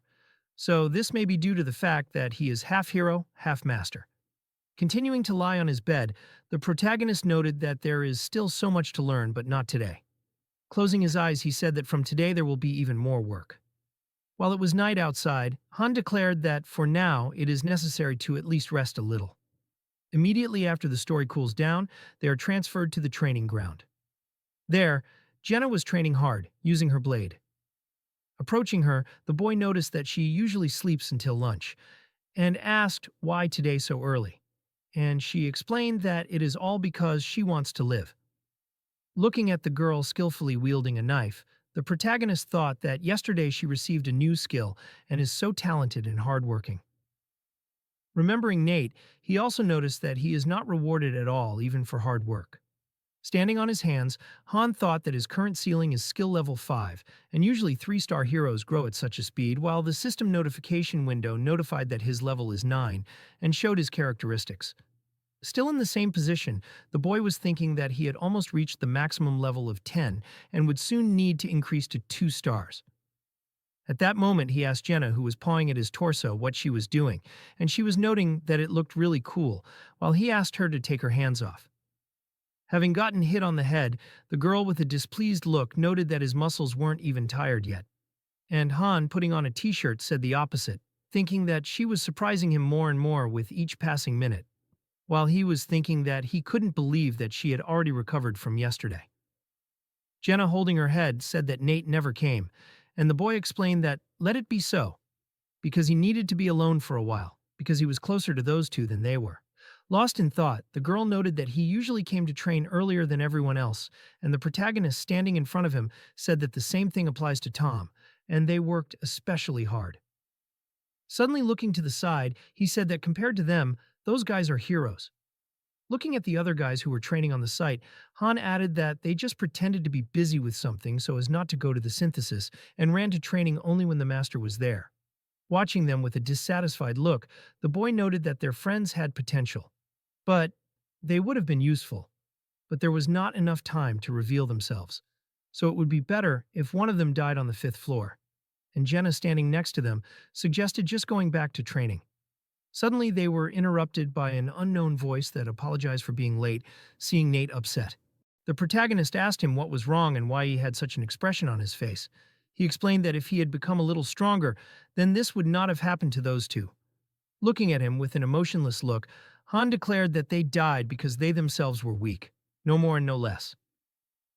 Looking around the base camp from the side, the boy thought that a month had passed since he got to this place, and in the real world it was about 10 days. Looking at the smartphone screen, he reasoned that during this time he figured out how often Enoch logs into the game, and the difference between game time and real time is 3 times. So here he logs in the morning, afternoon, and night. Imagining the view of the game from the phone, the protagonist thought that in battle, the game time coincides with the real time. Otherwise, the survival mission would last not half an hour, but an hour and a half, and then they would definitely die. At the same time, Izel, with a wide smile on her face, declared that they should follow Han's example because he was such a good guy and cleared the 5th floor, had such incompetence in the group, declaring that he was definitely the master of all masters. Hearing this, Jenna whispered to her friend a question about what he did and why she was acting so strangely, and he explained that it was a company secret, while the enraged fairy scolded the others, calling them incompetents who still dared to laze around while she was working so hard, and said that they would not get away with it. And the boy, leaving from there, said that it would be better to leave them alone because they would still come where they needed to go. If they were immediately after this, the system notification window announced that Group 4 had been created, which included Han, Jenna, Lewis, Jeffrey, and Owen, and the protagonist listened to all this with an emotionless look, while the others were stunned. Suddenly, an unknown voice stated that the mentioned heroes needed to go through the rift of time and space right now, and a surprised Jenna asked that the two of them were with the other heroes, and they didn't even know them. Being in the rift of time and space with the other members of the group, the boy told his ally not to worry, because this time everything would be much easier. Right in front of them, a portal appeared that the dungeon that opens every day is called Daily Dungeons, and they need to collect various materials. And this time, it will be the Kendert Forest, with a duration of 11 hours. Reading this information, the protagonist thought that they became available, and the man standing next to him asked that he would fight with them. Looking at him, Han asked his name. He said that his name was Owen, and noted that they would hardly be able to help in any way. While the portal was activating, he explained that there was no need to worry, and they would not have to fight. Immediately after that, a beam of blue light appeared in the middle of the forest, finding themselves in the middle of a new location. The guys heard the system notifications, which said that Group 4 entered the lower-ranked Kendert Forest, which is a daily dungeon, and there they will collect materials and return after the time has passed, and also received advice that dungeons change depending on the day of the week, and therefore it is necessary to check in advance where to send your heroes. Carefully looking around, Jenna asked where the enemies were, and whether these were special tasks again. Coming closer to her, Han grabbed her cheek. She did not understand what he was doing, and did not see anything funny until he called her funny. Immediately after that, the boy picked up a stone from the ground and explained that this was a daily dungeon, and you need to collect materials in it. He then threw it into a nearby portal, and the man who saw it asked what it was, while he explained that it was a trash can, and it was better to think of it as a storage. When suddenly the system notification window notified that he had collected trash and gave advice that it was not needed by the settlement, so it was better not to collect it. Breaking off a branch from a tree, the protagonist explained that it was better to throw collected materials there, like these branches. Putting the collected branch in the storage, he added that it would absorb them and create new items. The system notification window notified that 100 branches needed to be collected for them to turn into a log, which required a carpenter's bench. Owen looked at him in fear, asking if that was all, and his ally asked if they really didn't even have to fight, while Han concluded that it didn't concern her and suggested that they go hunting. Following him, the girl noted that 5 did not let her rest, and asked what they would hunt: boars, deer, rabbits, and was also happy that they would finally eat meat. After some time, the guys came across a deer standing in the middle of a clearing. Seeing it, Jenna began to drool with joy, and she said that she found it, and asked the cutlet not to move from the spot. Immediately after that, the girl shot. Her arrow hit the animal right in the approaching the carcass of her prey. The archer noted that it looked appetizing, and the boy standing behind asked if she knew how to cut up, while she explained that, of course she did, because she had watched her father do it for years. Getting down to business, Jenna explained that first you need to drain all the blood, then open the belly and pull out the entrails, while the protagonist silently watched everything that was happening.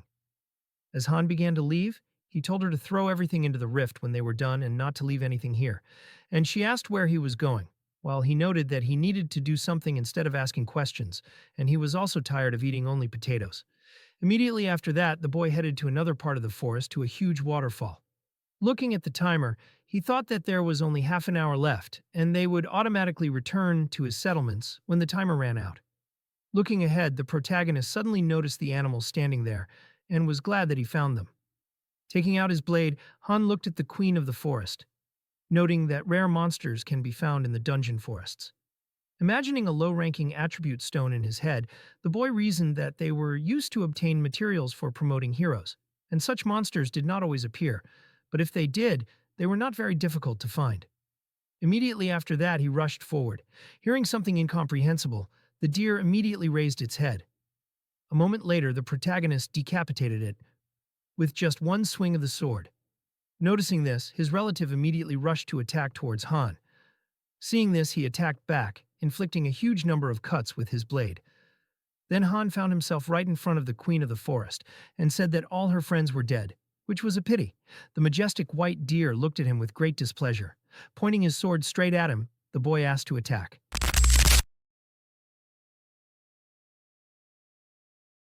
Immediately after this, the story moves to another part of the forest. The frightened boy screamed that he saw a monster ahead, and Owen, who was with him, could not understand where it was. Through the small leaves of the bushes, the guys saw the head of a monster with brightly glowing red eyes. Noticing something strange, the man asked his friend to wait.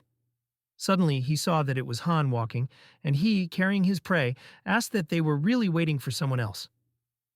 Coming closer to them, the boy threw the head of the queen of the forest on the ground. Noticing this, Jenna admiringly noted that it was very huge, and the protagonist declared that he had no more strength left, and asked for help. Watching his ally put the prey he brought into the storage, Han was interested in how much she managed to catch. The notification window, the system notified that she collected the blood of the queen, while the girl herself reported that 2 deer and 1 boar, so there should be enough meat for everyone. Picking up the head of the queen of the forest from the ground, the archer asked why she needed it, because it tasted disgusting. The boy, choosing his shield behind his back, explained that he needed the horn, which could not be torn out of her. Looking at the severed head, Jenna declared that it was a female, and the protagonist was surprised that she determined the gender from one head, while she explained that she had lived in the forest for a very long time. Suddenly, a notification window appeared, the system with joyful sounds notifying that the girl was receiving the forest hunter skill, while she, humming a song, cut up the deer's head, and Han was surprised by her yet another awakening. Looking at the awakening stone, he thought that she would easily increase her rank, while the notification window in the system notified that this was a low-ranking stone of the wind attribute and a skill of the attribute one of the elements, which are filled with the energy of the forest, and are used to create items to increase the rank of heroes. Immediately after this narration, the stories are transferred to the tavern in the main camp of the heroes. Looking at the table, strewn with various meats, the people there were happy about his appearance, and predicted that they really missed normal food. Jenna, with a smile on her face, approached the protagonist, saying that everyone was happy that they ate a whole deer, and he noted that if she finished, she should follow him. Remembering all the available dungeons, he thought that daily dungeons and the mechanics in which they change, depending on the day of the week. So today, the Sinmeal Plateau is available, and you can also get attribute stones there. A moment later, the guys entered the dungeon. The system notification window notified that a temporary group of 2 of them entered the low-ranking dungeon of the Sinmeal Plateau.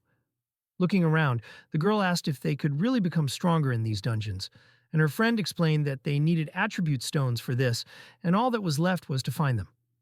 Then the archer slowly approached the edge of the cliff. Looking ahead, she was amazed at the beautiful view right in front of her, and the wind enveloping her.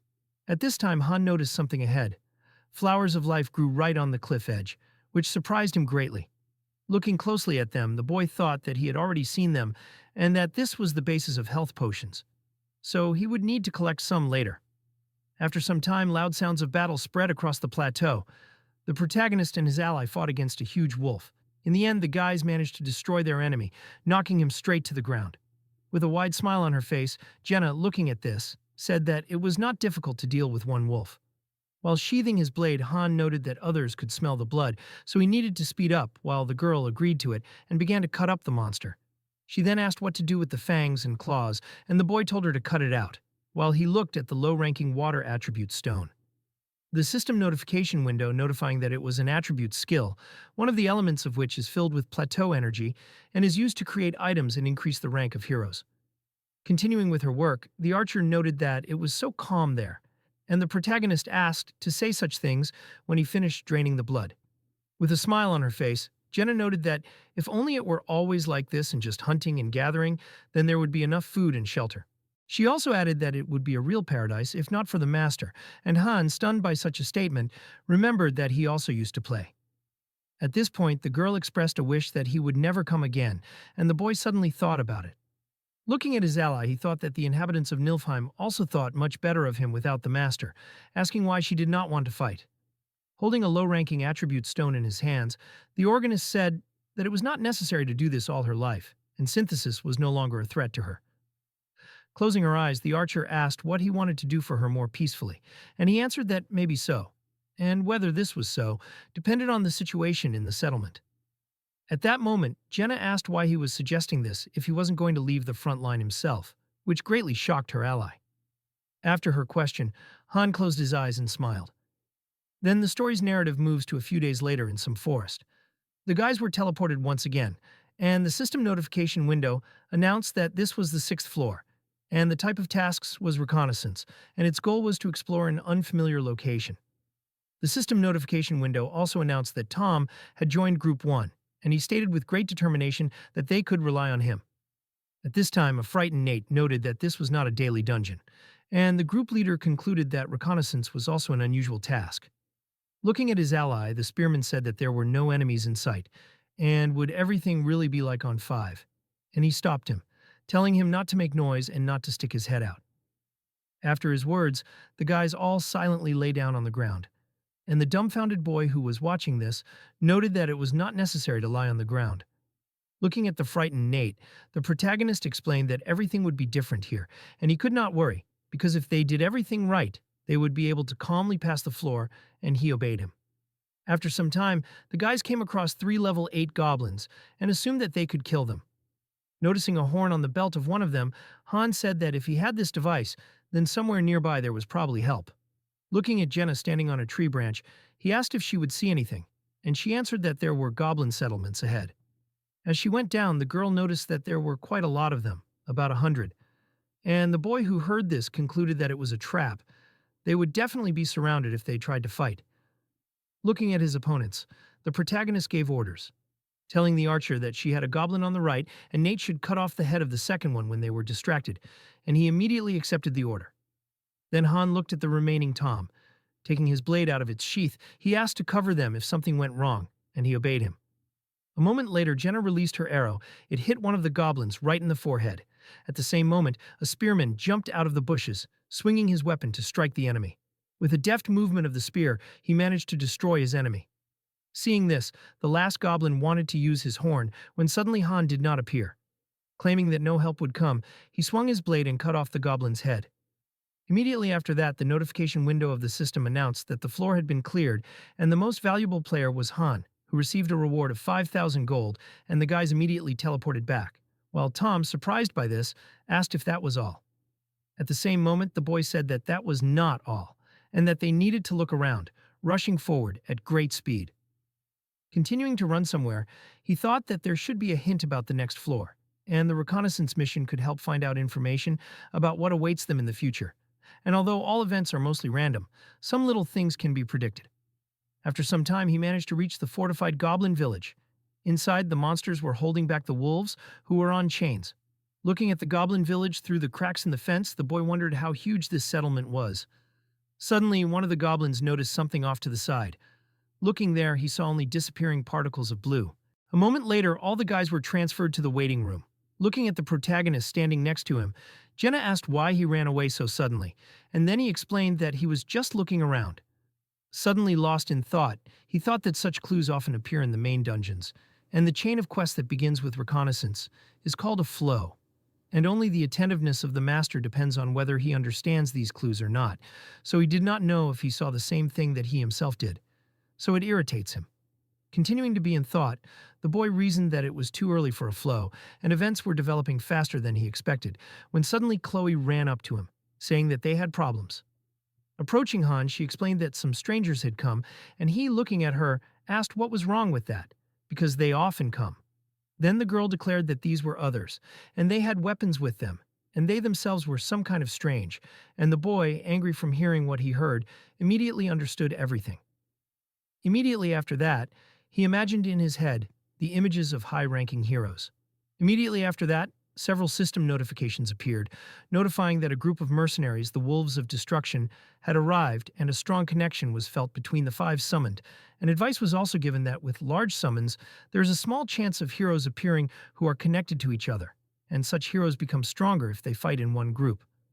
Then the protagonist looked at Izel, who appeared and asked if the master had invested money again, and she happily stated that he had bought a beginner's set for 50,000 won, while he understood that it was equal to 2.5 thousand crystals and 50,000 gold. Looking at the frightened pines standing next to him, Han thought that these were definitely high-ranking heroes, and in his place, he would have summoned them just to clear the fifth floor, and told her to return to the kitchen because nothing would be done to her. They were just a little special. Passing by Nate, the boy said that for now their group could relax, but in general, nothing would change from the appearance of newcomers. Then the narrative of the story moves closer to the inn building. Right next to it stood a beautiful black-haired girl. Seeing her, Jenna immediately ran closer and greeted her. Very surprised by this, the stranger greeted her back while she said her name and asked what her name was. A little confused, the black-haired girl said that her name was Eddies, and the archer imagined the handsome guy standing behind her as Han, and noted that he looked indifferent but was actually kind, while he asked her to be quiet. Looking at the new girl, the guy assessed her status window and thought that she even had a class, and you could immediately see a hero with 3 stars. A typical thief. Little strength and health, but high dexterity, and she preferred daggers to a bow. Looking at her menacingly, the protagonist asked her name again and asked if they could talk. Then the guys go inside the tavern, and Jenna brought them water, while Eddie's asked if he really knew anything about this place. While he answered that he knew something, this is something he does not, and asked her about it. Then Han asked if she remembered how she ended up here, and the black-haired girl, looking down sadly, answered that she didn't really, but she knew something. Sitting at the table, she stated that she was called there to fight, and her head hurt when she tried to remember some details, and the boy was interested in what she knew about synthesis. Hearing about synthesis, Eddie's, with fear on her face, explained that it was strengthening by absorbing others. After her words, the protagonist thought that different ranks have different amounts of information, and noted that, judging by her equipment, she used to be a mercenary. Supporting her head with her hand, the black-haired girl stated that she was part of the Wolves of Destruction group, and the archer standing next to her noted that it sounded very cool, while she added that she remembered that she was just at work in Halcyon and woke up here. Having imagined the cards of different characters in his head, Han reasoned that she not only had 3 stars, but also the corresponding skills, and they were also mercenaries. But the difference with Carl was simply colossal. After listening to the new girl, Jenna noted that her story sounded very interesting, and she cautiously asked if she really thought so. At that moment, Eddie's looked away, declaring that now everything was different. Immediately after that, they heard the fairy's voice calling Diego, Jacon, Kevin, Derek, and Eddie's, and asking them to go out, because the master would call, and the protagonist, pointing to the window, noted that it seemed like it was time for them to go to the square. At that moment, a muscular man would come out of his room with a disgruntled look and ask who had called him. Getting up from her place, the black-haired girl would say that the master really needed them and it was time to go. Biting into a piece of meat, Jackin would say that he hadn't eaten it for a long time, and he should have known what kind of master he was. After that, he would slam the door behind him and go outside, while Chloe would run into the hall, and with a frightened look she would say that he had said that he wanted meat and then he had collected a whole mountain, and they could feed 5 people with it. Enraged by what she had heard, the archer would say that they had to make him give it back, and Han, getting up from his place, would say that they needed to go to the square. At this time, the newcomers gathered together and agreed to change the name of Group 5 to Wolves of Destruction, and the system notification window announced that the group was formed and moved the heroes to the free slots. After that, the system notification window announced that the heroes joined the Wolves of Destruction group, and among them were Diego, Eddie's, Derek, Jackin, and Kevin, and the first was appointed as the leader of the Wolves of Destruction group, while they all stood next to each other. At this time in the square, a satisfied man declared that something was clearly wrong with him and they had a gun, and the boy explained that he also had one. At the same time, the man began to come up with some other excuse, and the protagonist asked that they really left a feeling of bad people, and then immediately agreed. Watching as Izel told the newbies to go inside, because the master was waiting for her, the father happily agreed, thinking that the reason for their fear was understandable, and they didn't look like kind people, and they were strong. Suddenly looking at Jenna standing behind him, Han asked what she thought. She answered that Eddie's seemed normal, but it was hard to say about the others. When the boy turned to the others and asked what they wanted from him then, and was it really protection? And they confirmed it. With a smirk on his face, he asked if it was really for nothing, and the frightened man said that he was strong. That's why they were asking him. Looking in their direction with an arrogant look, the protagonist asked that they themselves constantly missed training, and now they wanted his help and were only capable of begging from those who were stronger than them.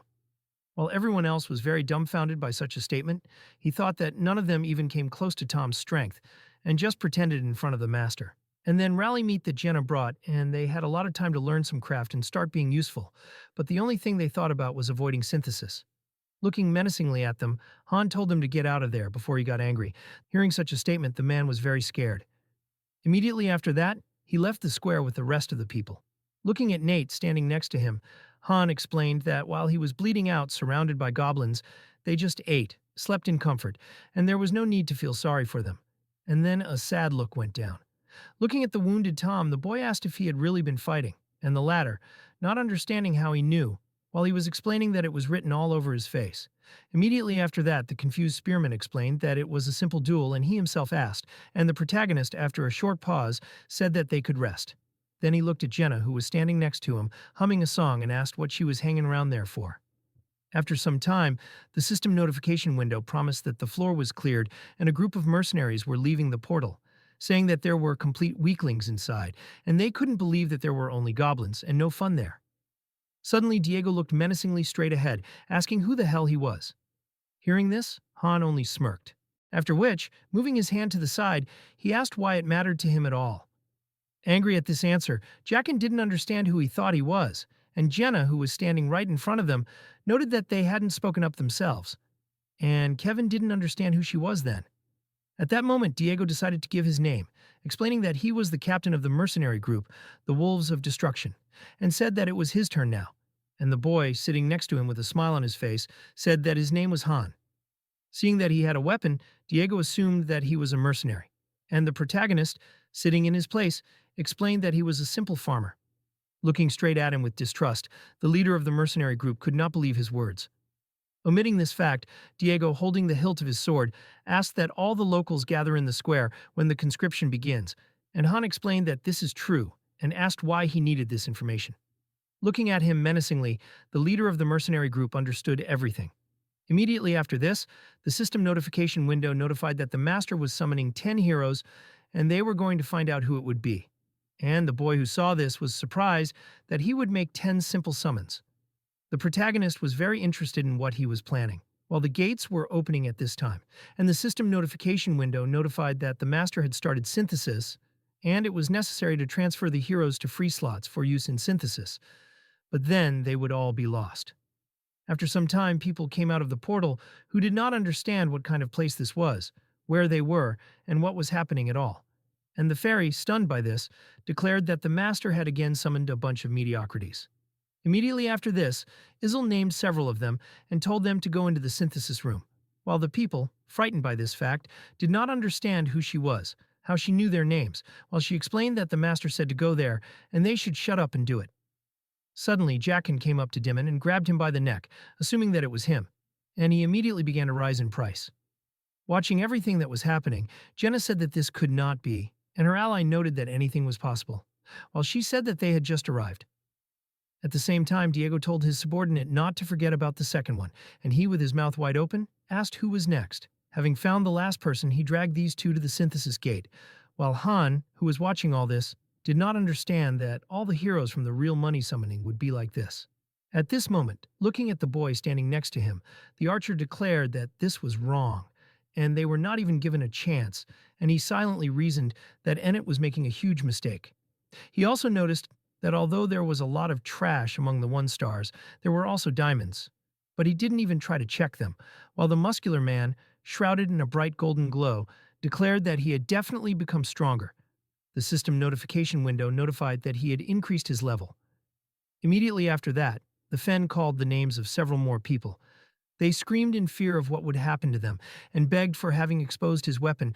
The leader of the mercenaries ordered his subordinates not to let him run away, and they immediately grabbed their blades, obeying the order.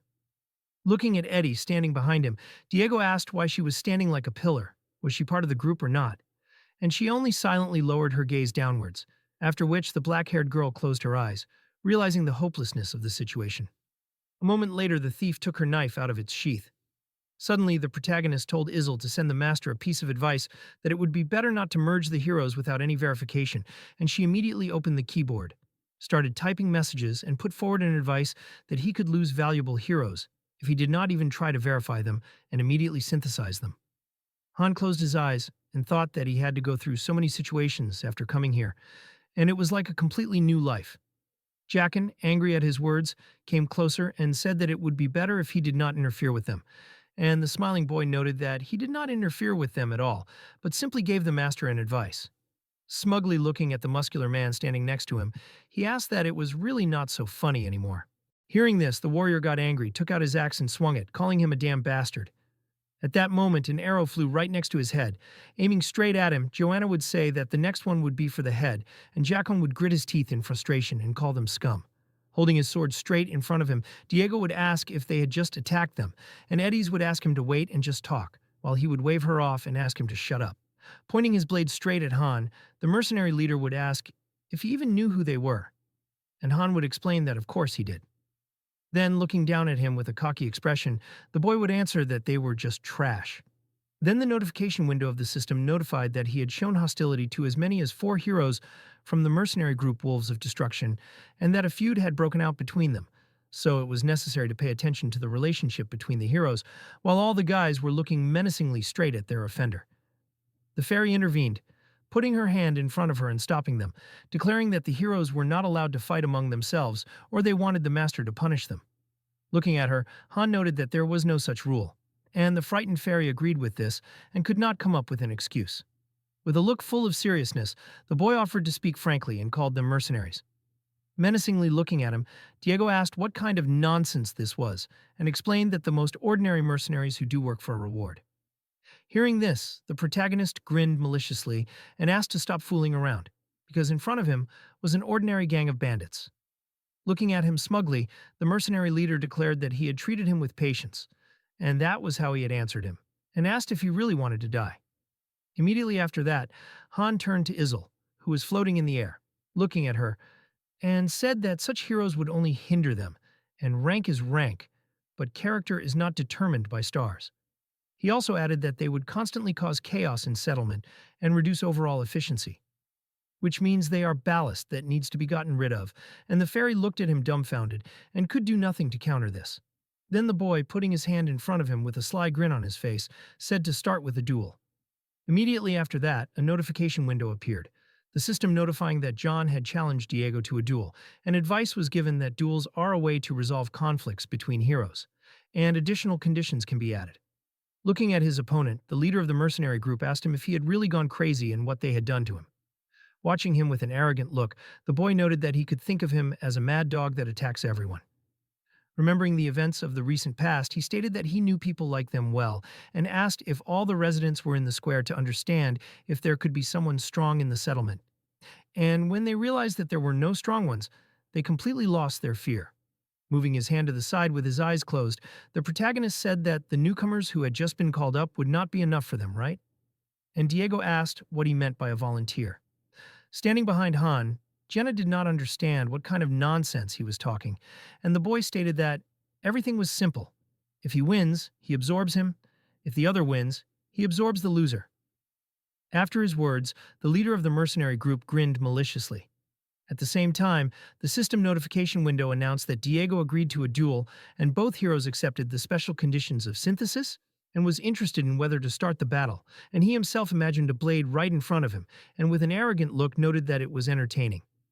Han decided to start a duel, reached out his hand to the button, which indicated that both participants must agree to the conditions of the duel.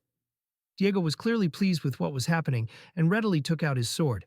However, the hero, before accepting the challenge, asked the enemy if he was scared. The protagonist felt responsible for those around him, so he asked Jenna to take the people to a safe zone. She looked at him with surprise and asked if he could handle it alone. The guy, wasting no time, began warming up before the fight. He turned to his partner and realized that the girl doubted him and his strength, and asked if she was really worried about him. At that moment, the button on the plate was pressed, and the challenge was officially accepted. The opponents looked at each other, agreed that the duel would end only when one of them admitted defeat. Diego understood that for his purposes he needed a living hero, not a dead one. The protagonist looked at Isil and asked her not to allow interference from the outside. The opponent, without waiting, began the attack and got angry that the guy did not even have time to draw his sword. The hero realized that his opponent had considerable potential. His strength was approaching 20, and his level of fencing reached the 3rd level. Suddenly, the protagonist fell into a berserker state. His eyes lit up with a bright red light. Diego, despite his self-confidence, clearly underestimated his opponent, whose level was much higher. The guy skillfully dodged the attack and appeared behind Diego, grabbed him by the arm, and then sharply by the head, knocking him down. Diego fell face down, having received multiple wounds from sharp stones. The hero, wasting no time, took out his sword and began to deftly spin it with one hand, demonstrating superiority. He sharply thrust the weapon into the enemy's body and ordered him not to move. Diego screamed in pain and barely restrained himself. Han leaned over to him and demanded that he loudly declare his defeat. The opponent agreed, but his screams were so loud that the words were lost in them. The protagonist, not satisfied with this, thrust the sword even deeper and demanded that Diego repeat his words more clearly and loudly. At this moment, Kevin watched the fight and then intervened, begging Han to stop torturing his comrade. The guy turned to him and coldly replied that Diego's company would stop at nothing to devour them, and that their actions were far from harmless. The interlocutor heard this and was confused, as he believed that both sides were pursuing similar goals. Han continued to insist on his own, demonstrating that he did not intend to give in to this fight. The hero glanced at him sideways and coldly replied that if he said so, then it was indeed the truth. His words sounded with such confidence that there was no doubt in them. Diego lowered his head and looked at the floor. His tears were streaming down his face, and he, in a trembling voice, asked his opponent what he did not like, because they both agreed to this duel, and the decision to end it should be up to them. The man did not have time to say the words about his defeat. Diego was abruptly interrupted by the protagonist, who covered his mouth with his hand and said that since the enemy was silent, the fight continues. The hero turned to Kevin and declared that Diego was now his prey, and only he would decide what fate awaited him in the future. With these words, he pressed Diego's head to himself, holding him tightly in a grip. Derek and Eddie's watched their comrades' torment and could not hide their emotions. Diego's partner threatened the hero that this would not go unpunished and reminded him of who they were, and also that Han would regret his actions. However, the protagonist did not pay attention to the threats and continued to hold Diego, not giving him a chance to speak. Then he turned to Eddie's and asked if it was true that they were mercenaries. The girl was unable to look him in the eyes, so she quietly confirmed that they really did this in the past. The hero heard her answer and smiled. He interrupted her and declared that they were nothing more than a gang of robbers who rob even their own employers. After that, he asked her a direct question. Why does she continue to stay with them? Eddie's was confused and at a loss, replied that she was doing this only at her father's request, and asked Thee to think carefully before jumping to conclusions. Han did not let Diego go, looked at her carefully and asked if she wanted to stay in this group or was ready to go over to his side. The girl found herself in a difficult situation, not knowing what to do. Her partner from the group was furious at such a proposal and shouted that she had no right to betray them and go over to the enemy. Meanwhile, Diego, taking advantage of the moment, carefully reached for his sword, hoping to free himself. In the background, threats continued from her partner, who warned Eddie's about the consequences of betrayal. As soon as Diego's hand almost touched the weapon, the hero instantly reacted and pinned his palm to the ground with his sword. Han did not take his eyes off the girl and calmly stated that there was room for one person in his team. The girl's partner shouted in rage that she would pay for her betrayal. Eddie's trembled with fear and then closed her eyes, trying to focus on making a decision. She made a choice and left the group known as the Wolves of Destruction, and slowly walked towards the protagonist. Han was satisfied and understood that the right choice could change everything. His gaze expressed satisfaction because he knew that this step was a turning point in their confrontation. The girl's former partners saw her switch to the hero's side and were furious. Their looks were filled with anger and disappointment, but Eddie's did not care at all about their emotions.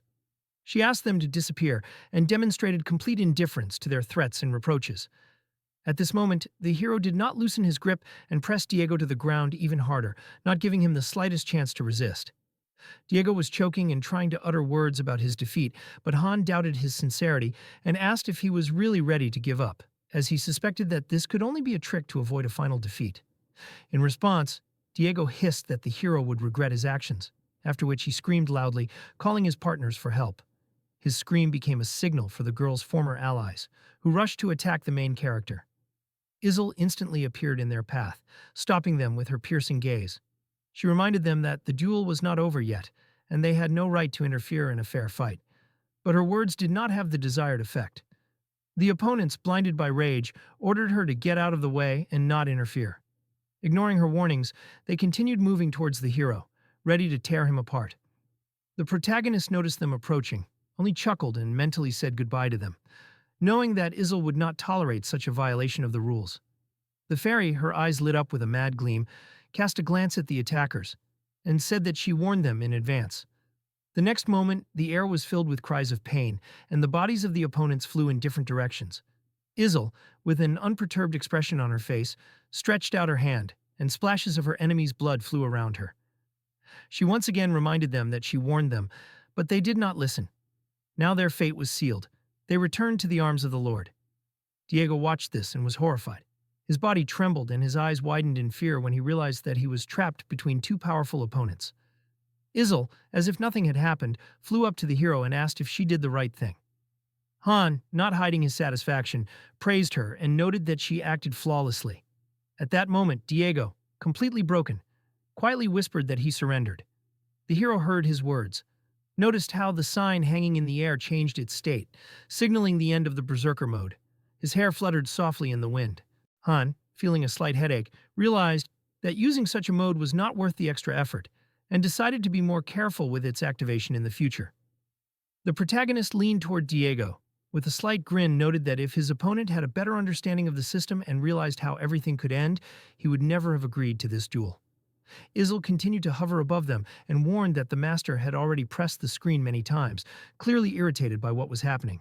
At that moment, a card with his image appeared in front of the hero's eyes, which indicated that his skills had increased in level. Han, although not surprised by this, noticed that Izel, on the contrary, was in a panic. She assumed that the master, disappointed with the course of events, might quit the game, especially considering that he had only used the hero once, for whom he had paid a considerable sum.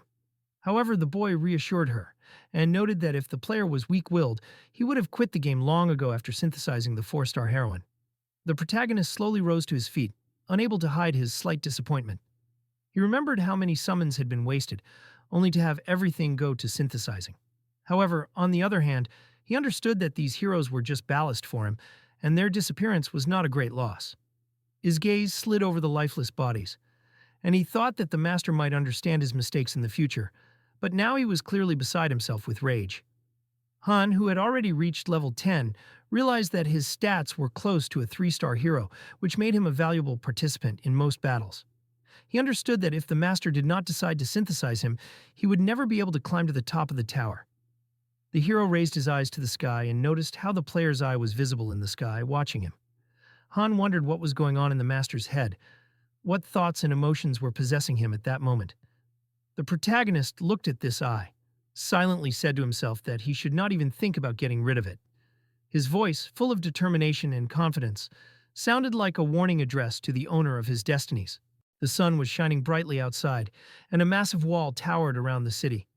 The hero thoughtfully leaned against the wall of the house and closed his eyes, trying to distance himself from the surrounding bustle for at least a moment. However, his peace was disturbed by the crowd of people who surrounded him, expressing their admiration and gratitude. Tom was completely delighted with the main character. His eyes were shining with sincere respect. Han did not share this delight. He took Jenna by the cheek and, with a slight reproach, asked why she told everyone about what happened. The residents did not pay attention to his mood and continued to thank him for saving them from the villains who threatened their peace. Han sighed heavily, looked at them, and said that they did not understand the main problem. One of the residents tried to express his gratitude and said that they were ready to give their lives for him, because he saved them from imminent death. However, the protagonist looked at them coldly, turned away and answered sharply that it did not concern them. A man standing next to him asked him in bewilderment what he was talking about. Han turned to him and explained that the master who controlled their destinies was extremely angry, and that was why he had called his partners. The villagers heard this and were confused, but one of the villagers tried to calm them down and assured them that everything was under control and they only needed to defeat a few goblins. However, Jenna nervously turned to Han and asked why 6 people were needed if 5 were enough to win. The hero did not pay attention to her anxiety, coldly answered that it was necessary for synthesis. His words sounded like a sentence, and the villagers heard it and froze in horror. Their faces reflected fear and despair. The villager was outraged by this turn of events, and began to reproach Han that they always tried, always fought for survival. The protagonist did not respond to his answer, and called Nate and Tom. The guys looked at him nervously, and did not know what to say. Han asked them if they really thought that these people tried their best, and what they did while they were pushing themselves to the limit. Then he turned to Jenna and asked if the villagers helped her in hunting. The girl thought for a moment, and answered that they helped her carry the meat that she got. The protagonist heard this and replied that even animals could handle such a task, and their lives were not worth more than the lives of cattle. These words caused a wave of indignation among the villagers. One of them lost control and started yelling at Han. The hero did not tolerate this, hit him sharply, and the man fell to the ground. At that moment, Izel appeared in front of them, her eyes filled with anger. She was indignant that no one was listening to her and ordered everyone to go to the square. A resident of the city begged Han and asked him to talk to the master because only he could influence the situation. However, the hero saw the fear in the eyes of the villagers, but remained adamant. Jenna turned to him and asked who he would send first. Han crossed his arms and decided that Eddie's would go first, since she was a newbie and her level was too low. Hearing this, the girl began to protest, begging for another chance. However, her fate was sealed. A card with her image appeared in front of the gate, informing that the synthesis was complete and her level had increased. The villagers saw Eddie's glow with a yellow light and froze in horror. Han looked at them coldly and warned them not to think about sitting on his neck, and if they wanted to survive, they must prove their usefulness. One of the villagers, with a trembling voice, began to make excuses that he did not know how to fight, and his hands were shaking from fear. Han did not pay attention to his words and turned to his partners, asking them to help the villagers master crafts. The blacksmith said that learning blacksmithing from scratch would not be easy. However, the hero was sure that the people were motivated enough, and added that if they thought they could handle it in close combat, they should come to him, and he would show them what they were made of. He continued that if the villagers wanted to learn how to hunt and butcher prey, they could turn to Jenna, and if they wanted to learn carpentry, they could turn to Fred. Han emphasized that they had many ways to survive. The main thing was to want it and try. Jenna watched him and noticed that he had become kinder to people. However, Han did not take her words seriously, although he understood that she was right. If the villagers listened to him, they could avoid a stupid death. A large multi-story building appeared. They began to approach the 10th floor, and the hero realized that he would need a second group that could compete with the main one. The next morning, when it was still dark outside, Chloe was holding freshly baked buns in her hands. Seeing Han, she greeted him. The hero approached the girls and asked what they were cooking. Chloe explained that it was bread, and her partner used to be a baker. Han tried a piece and thought about it, because they had no flour. The girl explained that they ground potatoes. The hero liked this idea and suggested taking wheat to the plateau. At that moment, the door of the house opened, and the hero came out. Eddie stood in front of Han and suggested that she go to the training arena, which surprised her. Jenna stood on the field with a loaded bow. Han asked her to spar with Eddie's on daggers. Jenna was surprised by such a request because she was strong only with a bow, but she still agreed. Daggers swirled in her hands, and she confidently walked towards her partner. Eddie's dodged the blows and was amazed at Jenna's strength. However, she heard her remark and corrected her that she was already an adult, and continued the battle. The girls moved so quickly that they were almost invisible on the field. Jenna knocked Eddie's to the ground and pointed a dagger at her. Eddie's was breathing heavily and asked if it was true that Jenna was a mercenary or came from a noble family of warriors. The rival answered that she was just the daughter of a hunter, and her strength was the result of long training. Han intervened in their conversation and said that if the Wolves of Destruction concentrated on training, he would have problems. Now Eddie's was weaker, but her potential exceeded any first-level hero. She could overcome the gap if she raised her level. Nate ran behind and started shouting that Han was lying, because he trained a lot, but still did not catch up with him in level. The hero closed his eyes and calmly replied that everything depended on effort and training. The protagonist added that he did not care who Eddie's was before. The girl rubbed her face and quietly replied that she remembered his words. Nate ran in a circle, out of breath. The guys practiced strikes on dummies. Han watched the training and thought that, although it was not a matter of personal choice, they would have to increase their own importance in order to survive. Looking away, the protagonist thought that it was still less than it should be. Even if the others wanted to go to support, there were only 2 free spots left. Someone would be unlucky enough to go to synthesis. Han noticed a lone guy. With his hands in his pockets, the protagonist approached him and asked his name. The sweating guy replied that his name was Usher. They were called there by some creature called Master to fight. Taking a club from a barrel, the protagonist noticed that Usher was in good shape, and asked who he was before he got there. Usher told him that he was a porter for mercenaries, carried their things, stood guard, and arranged rest stops. Han pointed out that he fought well for such a position. Embarrassed, Usher replied that he himself wanted to become a mercenary in the future. A smirk appeared on the protagonist's face. Pulling out his club, Han asked to attack him to see Usher's potential. There was an image of 2 angels on the stone. The plot told us that the weeding out of newbies began that evening. The master did not care who of them wanted to become a support and who did not. And although Nate constantly participated in battles, he was not chosen to level up, and 2 people died. Usher's card began to glow brightly, and we were told that 2 people were used for synthesis. Usher was strengthened, he rose to level 3, and the rest were sent to the daily dungeon. The frightened guy ran away from the monster. The plot tells us that the mine from which the fire attribute stone can be obtained is still closed. The night sky enveloped the settlement. A crowd of guys gathered at dawn on the street. With his arms crossed, Han stood in front of them and asked if anyone guessed why he gathered them. The guys' faces suddenly changed. Tom raised his hand and asked if he had gathered them to choose the members of the group. Dumbfounded, Jenna asked if the master should decide this. Han replied that he could advise him on options. The protagonist held a glass with lots in his hand and said that they would start the drawing of lots. The guys were surprised by what he heard. Han looked at them with a smirk on his face. Looking at his comrades, the protagonist said that they would split into 2 groups.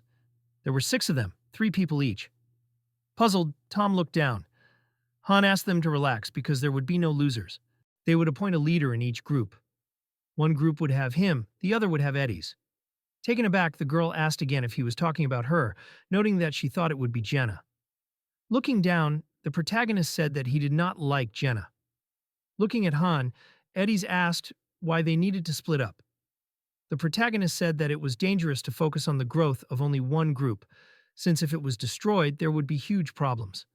Han closed his eyes and emphasized that the master would distribute the remaining slots himself. The protagonist remembered the battle on the 5th floor and noted that this was a clear example, because the difference in abilities was too great, and the lag of a couple of people almost destroyed the entire group. Han imagined many maps and thought that if all the floors could be cleared by one, then there would be no point in dividing into groups.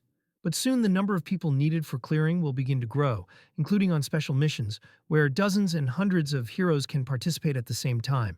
There will be trouble if someone weak remains among them, and the second group will become insurance for the settlement in case the first is destroyed. The protagonist mentally noted that Enoch summoned heroes for real money without any meaning, but there are some tricks there. One can only hope that he can figure it out. Holding the lots in his hand, Han declared that the Reds would go with him and the Blues with Eddie's. Their groups would be even, so the guys wouldn't be upset if they didn't get where they wanted. Putting the glass on the ground, he yelled that they were going. Gusts of wind blew around the dummies. Jenna and Nate held the red lots. Eddie's looked at her teammates and assumed that, judging by their faces, they didn't believe in her at all. Stunned, Tom yelled that they didn't. Eddie smiled and said that she was new there. She didn't have much experience, so their reaction was obvious. Han watched them and thought that everyone understood that their fighting skills were at different levels, but there was nothing they could do about it for now. Smiling, the protagonist turned to Eddie's and said that they better catch up quickly if they didn't want to be left behind. Eddie's replied with a satisfied look that it was obvious after yesterday's synthesis, and they would not lose to them. Cards with the participants of the 2 groups appeared. Suddenly, it started to rain. Enraged, monsters gathered in the forest. A message popped up that this was the 7th floor, the goal of which was to destroy all the goblins. Ignoring the rain, Han and his comrades stood surrounded by monsters. Nate cried out with a satisfied look that they were lucky, and he could handle this. Taking out a blade from behind his back, the protagonist asked them not to interfere because he could handle it himself. Enraged goblins rushed at Han. The protagonist opened his mouth and took a deep breath. A message popped up that Han had entered berserk mode, after which a red aura enveloped his body. The protagonist cut down the goblins with lightning speed. He ran around the battlefield and killed monsters. Han carried out a powerful series of attacks. There was one last goblin left, shaking with fear. The protagonist put the blade behind his back. Jenna stood behind him and asked if he should finish him off. Han reasoned that there should be clues to the flow on this floor. It would be better not to complete the task yet. Looking at the monster, he asked Jenna to leave him, because one goblin would not do anything to them, and it was time to go on reconnaissance. Looking at the sky, the protagonist noticed that, firstly, it was pouring rain. He went to the river and began to examine it. Han noticed a destroyed dam. Messages popped up that the floor was cleared, a reward of 10,000 gold, iron ore, and leather. Coming out of the dungeon, Jenna said that she wanted to rinse off, and Nate said that he was going to go to the arena to train. The protagonist was suddenly taken aback. He stopped and asked Nate to stay. A message appeared that Han had chosen the double beginner's pack and received 5,000 crystals and 100,000 gold for only 90,000 won. The protagonist seriously asked Jenna to bring the lot from his room. Looking at the surprised Nate, he ordered him to bring Eddie's. Han received a notification that the payment was completed and the rewards would be sent to the mail. Looking at the building, which had a pink glow, the protagonist said that newcomers would appear soon. Smiling, Han thought that this was expected. He is one of those who usually does not buy anything, but cannot stop once he starts. The protagonist noted that when he first registered, he was amazed at the level of artificial intelligence. Watching the heroes was a lot of fun. New users were attracted by the synthesis system, battles during floor clearing, and the behavior of the heroes. Han introduced many guys and noted that watching real people brought a lot of fun. Even the actions of the support heroes attract attention, their execution of orders and instructions. In his imagination, many moments with different players appeared, and Han emphasized that as the difficulty increases, new content opens up. It is not surprising that masters enjoy managing other people's lives. Two guys appeared in front of him, after which messages popped up that they were John and Marie. Frowning, John asked who she was. Marie was scared. She suddenly stumbled. Marie fell to the ground in front of Han. Jenna approached him and asked who it was and why she was on the ground. The protagonist replied that she should not pay attention and that these were uncomfortable clothes. Eddie stood next to him and told him that she was an aristocrat. Looking at the embarrassed Marie, Eddie said that she worked a lot as a mercenary, that she understands people. She wonders what this young lady is doing there. Sunlight enveloped the settlement, surrounded by walls. Looking at John, Han reasoned that he understood the concept of master, summoning, and synthesis, but did not know anything about levels and skills. He was a guardian of a big city. He looked like a normal person, if you forget about the excessive sense of duty. John said with a displeased look that he had a feeling that he had to do something, and it was like some kind of hypnosis, as if there was an enemy he had to fight. Standing in front of him, the protagonist replied that he was right. He would explain everything after the draw, and he and Eddie's would draw the lot. Han noticed that blue took the old man and red took the girl. Looking at the newcomers, the protagonist reasoned that a veteran guard with a lot of experience and a young aristocratic girl, it was obvious who would be better. Jenna ran up to them with a glass. Looking at the lots, Han noticed that red would be on the right. Looking at Eddie's, he wondered if she had seen.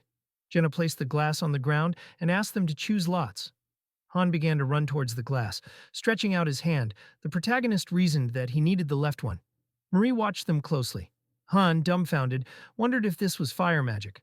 Eddie's and the protagonist grabbed one lot. Looking at each other, they asked which of them would let go. Looking back, Han asked if Marie was a mage. Holding a clot of fire energy, Marie suggested that this would be enough for an acquaintance. Enraged, Eddie's and the protagonist did not want to give up the lots.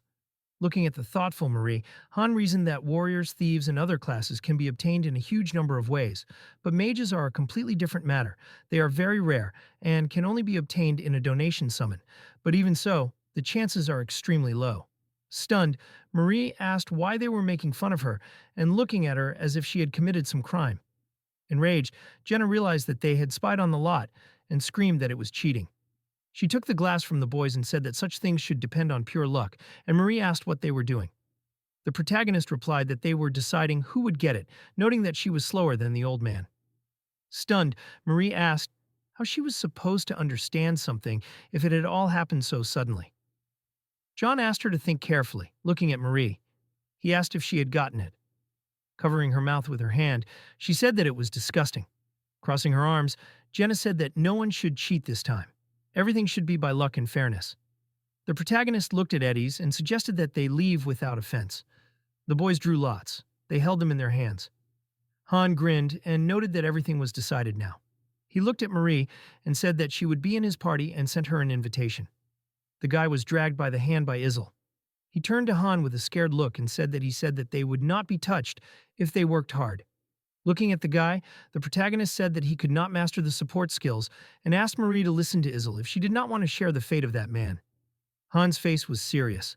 Marie's card began to glow brightly, and messages appeared that the synthesis was complete. She had increased her level. Closing his eyes, the protagonist said that the same would happen to her if she did not keep up. Looking at how Izel took the guys, Han said that it was impossible to avoid synthesis in this case, so it was better not to let it come to that, and work hard. The protagonist stood next to John and said that he would be next, noting that these guys were materials for synthesis. Looking around the settlement, a message popped up that John had increased his level. Izel stood in front of the gate and asked the space-time rift to open. Watching what was happening, Han emphasized that this was a test of newbies. Izel said that team number 2 should enter the rift. Turning around, Eddie said with a smile on her face that she would lead John, who would be the hero of this fight. Han looked at Marie and asked what kind of magic she possessed. Crossing her arms, she asked why he needed to know.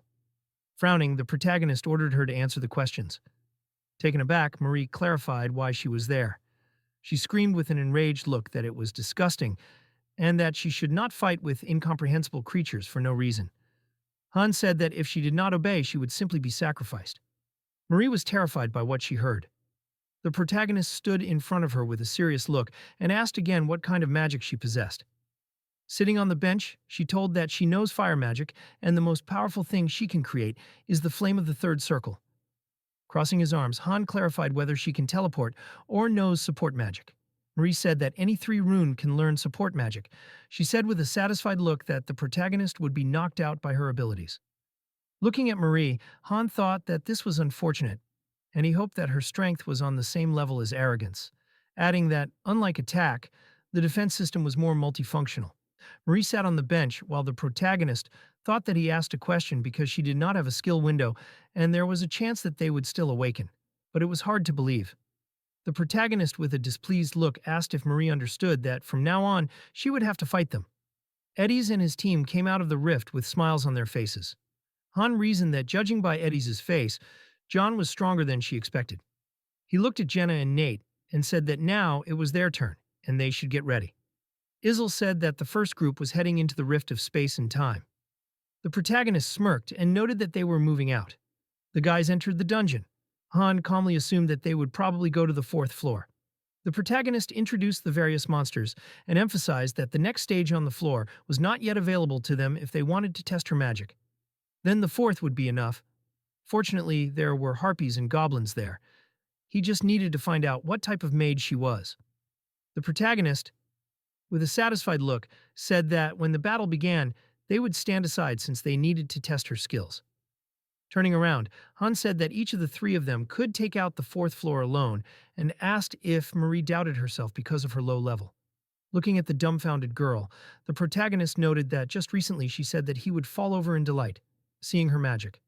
Pointing her finger, Marie asked him to wait, adding that he would definitely be surprised. Izel waved her hand with a smile on her face. A message popped up that the door would be opened in 10 seconds. Dumbfounded Izel wished them luck.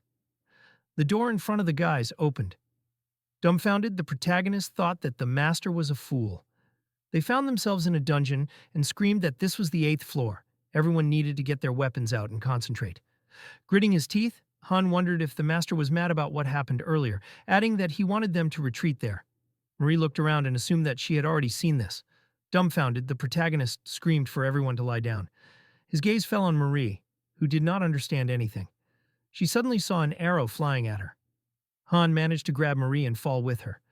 The arrow flew past them. Frowning, the protagonist reasoned that if these were the same ones, a message popped up that this was the 8th floor, and their task was to kill 27 goblin riders of the 9th level. A horde of goblins ran at the guys. Jenna began shooting them with a bow. The arrow hit a goblin who fell from the wolf. Covering himself with a shield, Han asked Nate to move into battle and attack when they reached them. Turning around, the protagonist addressed Marie. Han suddenly shifted his gaze. He managed to protect himself with a shield from the explosion. The protagonist was shocked by what happened. The goblin attacked him from the side. Han dodged the attack. He grabbed his blade.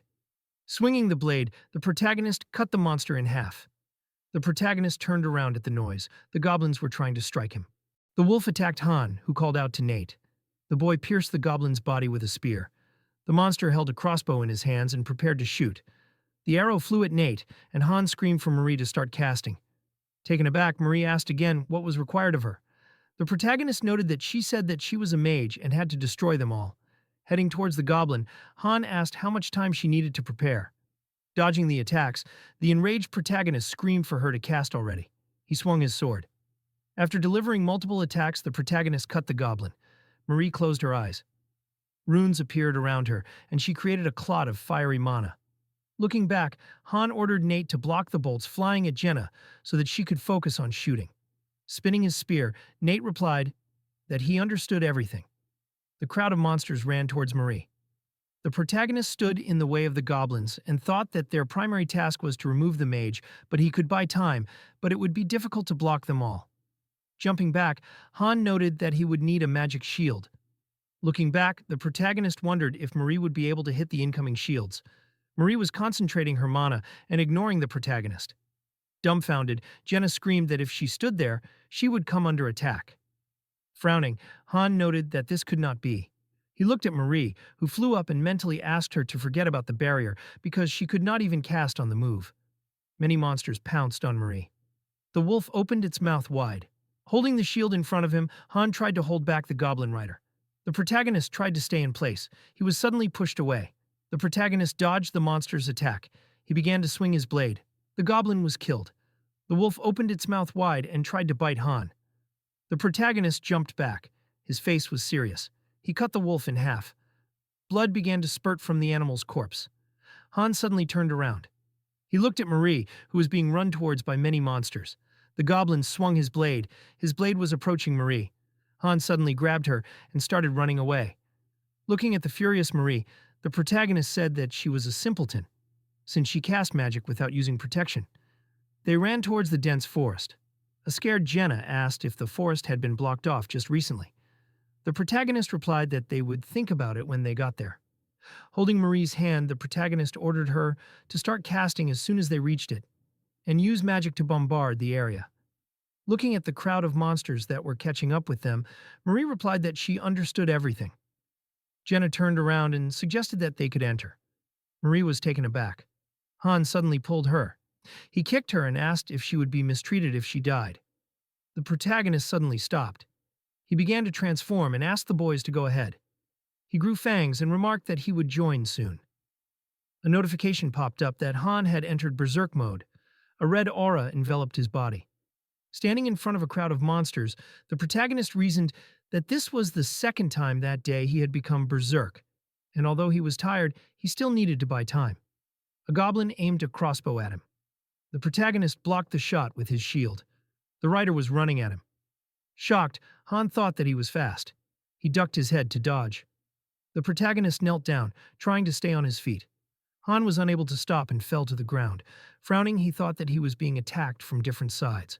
The protagonist looked at the goblin who approached him. Han prepared for a powerful dash. Rushed through the enemies like a whirlwind, he declared that he would rid them of the mobility they were so proud of. He slammed his shield into one of the monsters.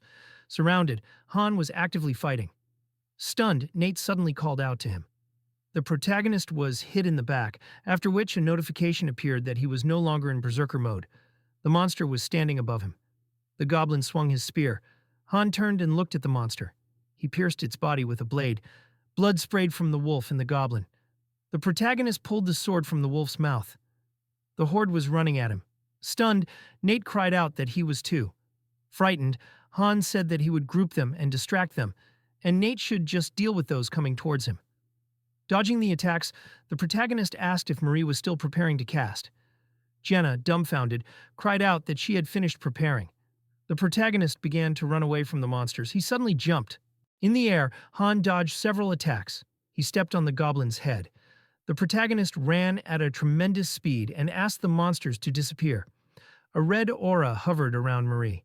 Her hair fluttered in the gusts of wind. The grass began to shake. Many goblins ran after Han. Opening her eyes, Marie cast Ignite.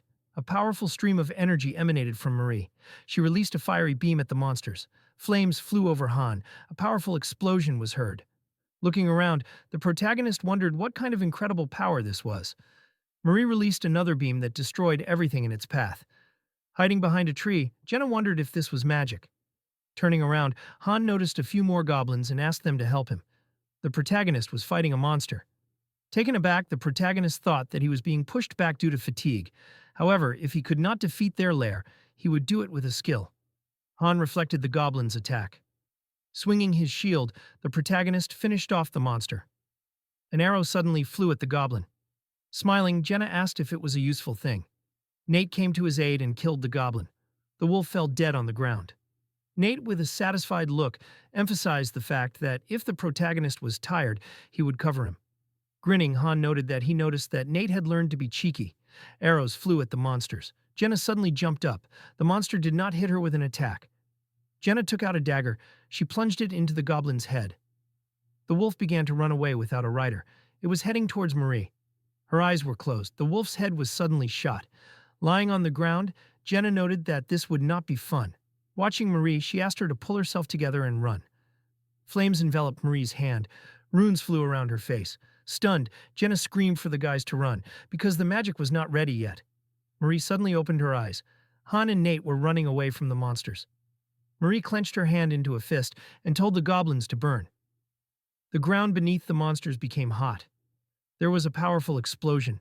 A fiery wind destroyed everything in its path. The stunned protagonist covered himself with a shield and thought that at this rate they would be swept away too. Looking around the destroyed battlefield, Han asked if it was over. He was suddenly surprised. Goblin riders jumped out of the fire. Raising her hands, Marie used Go Beyond, Ascent. She created a powerful fire whirlwind. The whirlwind destroyed the remaining goblins. Jenna held onto a tree so that the wind would not blow her away. The area began to burn. Flames enveloped the entire surrounding area. Marie stood still. The frightened protagonist looked at her. He saw that Marie's blow left a huge crater in the ground. A message appeared that the floor was cleared. The reward for completing was 20,000 gold, iron ore, and wolfskin, and the most valuable player was Marie. The guys left the floor. Surprised, Nate said that more than 20 goblin riders died at once. Marie began to laugh and said that such was the power of the Great Fire, and she warned that if she showed her abilities, they would all be shocked. Putting her hand on her chest, she said that she had the soul of the Rival Witch. Blood began to spurt from Marie's nose, and she lost consciousness. Looking at her, Han reported that she was at 0. Looking at Marie's face, the protagonist concluded that she could not use any magic for a minute while casting. So until then, the party members would have to protect her. The protagonist imagined Marie's card and thought that she could not use support magic, and her strength, endurance, and agility were at the level of a 1-star character. When he was a master, he had many mages and was skilled in using them, but he had never met anyone like her. He did not mean that they did not exist. They were just too rare. Han imagined Marie riding a tank and emphasized the fact that they were like tanks that had all their armor and countless development paths removed. In fact, you could say they were made for war. Jenna threw Marie onto her back. Smiling, the protagonist said that power was something to consider. They came out of the portal looking happy, and Han suggested that the time was slowly approaching when he would no longer be in the center of events. The plot moves us to the next day and tells us that the first thing Enoch had to do was build a magic center by entering the game. A city map appeared on the screen, and the system said that you need to select a building by clicking on it. A research and magic lab appeared in the city, and the game said that research skills were unlocked. An alchemy lab was created, and the system reported that it could synthesize various items. A library building appeared, and a notification popped up that mages could now expand their knowledge. The game showed us the city and told us that 3 buildings adjacent to the training groups had been combined into a new complex, and a magic hall had been built. Marie was sweating and asking why her. The girl ran in front of the guy, closing her eyes and asking why such a high-ranking person should do these outrageous training sessions. Because she was one of those who worked with her brain. The main character thought about the fact that, in most cases, she just needed to learn to dodge, including those moments when she cast spells. Han began to overtake his friend and told her to be faster. He noticed that she talked a lot. Endurance was necessary when it came to battles involving swords and spears. The guy ran in front of the dissatisfied girl and said that it was much nicer to see her in this than in that uncomfortable dress. The protagonist introduced the girl in the dress and told us that her dress was custom made by her family. It was a magic item that increased the power of fire. The guy ran ahead and turned around and said that although they called it endurance development, everything was easy. Just 3 laps without additional weight at low speed every day. Compared to his training, it was nothing. Han quickly ran ahead and said that it looked like she wanted potatoes for dinner and he would tell Chloe about it. He ran in front of the eye and said in it that he was doing nothing at all, just watching, although it was funny, and just watching. The protagonist introduced the magic hall in the city and the map of Marie and told us that the building was built and they were lucky to get a mage when they were already so close to the 10th floor. He looked at the access map to all the dungeons and thought about the fact that thanks to the Israelt mines that opened yesterday, they managed to loot all the materials from the 3 weekly dungeons. The guy imagined a dark room and thought about all the materials they had collected in the storage room. Waiting for its further distribution, it was time to craft consumables such as potions. A notification popped up that Enning had left the game. Jenna raised her hand smiling and told Marie that she should continue running and give it her all. Han told us that potions were usually made by high-level pharmacists and alchemists, but just like equipment, potions could be made without skills, through a minigame. The protagonist stood in the middle of the magic hall and thought about how he looked like inside. Holding a book, he thought about how he couldn't read it. The guy looked at the cauldron on the table and said that it was time to start creating potions. Han threw flowers and fangs into the cauldron and activated the minigame for brewing. The protagonist quickly tapped the game screen and notifications about creating healing potions appeared. He glanced at the test tubes with brightly colored potions. Looking down, he stood next to Izel and thought about the fact that he made 6 healing potions and 2 magic ones, and Enning will probably suspect something, but it is better to save it than die. We see a night city and a fortress. The protagonist stood in front of his friends at the cauldron and said that a mage officially joined their group. He looked at the brazier and asked if they knew why he brought it here. Hans smirked, waved his hand, and told them to watch it closely. Jenna and her friend looked at him in shock. They saw the guy put his hand to the coals and asked what he was doing. The protagonist smiled, held his hand in the brazier, and said that if Marie uses fire, they should get used to it too. The guy smiled madly and then counted the seconds. The guys looked at him in shock. Han held his hand in the flames and continued counting. He abruptly pulled out the charred limb. The guy looked at the burnt palm and said that he was fine. The main character, gritting his teeth, looked at his healing hand and said that he was instantly healing in the lobby. He stood in front of his friends, holding his wrist, and said that Marie uses fire, and they need to fight next to her. If they are not adapted to fire, they will burn before the enemies. Jenna looked at him in fear and asked if they should do it right now. Frowning, Nate looked down and asked when to stop. The guy stood in front of his friends, raising his hand, and answered that when they can no longer stand it, they can get it. He thought about the fact that they should do this madness until they get the skill of fire resistance. Nate grinned as he remembered sitting on his knees in fear, listening to the guy remind them about the 5th floor and what happened because of their carelessness. Gritting his teeth, he reached out to the brazier. The protagonist grabbed his wrist. He held his friend's hand and whispered in his ear that he should practice when no one was looking. His bad habits did not include watching people screaming in agony. He showed them as an example. Jenna clenched her fists and looked at the guys with fear, saying that she did not want to do this. She was standing in the rear anyway. Han, smiling, pulled the frightened girl's hand to the brazier and said that he would help if they held hands and lowered them together. It would not be so hot, just a little, like a mosquito bite. Was she really going to run like crazy every time the girl used magic? He imagined Marie fighting monsters and said that she couldn't use shields or teleportation magic. If they didn't protect her, she would die because she couldn't even dodge a running snail. The guy noted that if she didn't want the mage to die, then she should make sure she got used to fire before they entered the 10th floor. He would do that too. Han took the sword out of the case and told Nate that he was sorry, but he had one more task. He spun the sword in his hand. Having cut his hand, the guy turned around and, smiling, said that they need to train resistance to pain. The main character handed the knife to his frightened friend and said that he didn't have to do exactly that. He could use any suitable method. It would allow him to endure and withstand pain. The guy thought about the fact that he definitely felt bad, but it was necessary. Han held his hand up to the brazier in front of the guys and thought about how healing potions can heal wounds. But in exchange, there is terrible pain. If you want to fight, you need the skill of pain resistance. He looked at his frightened friend and said that she does not need it. The guy added that it will still come in handy in the future.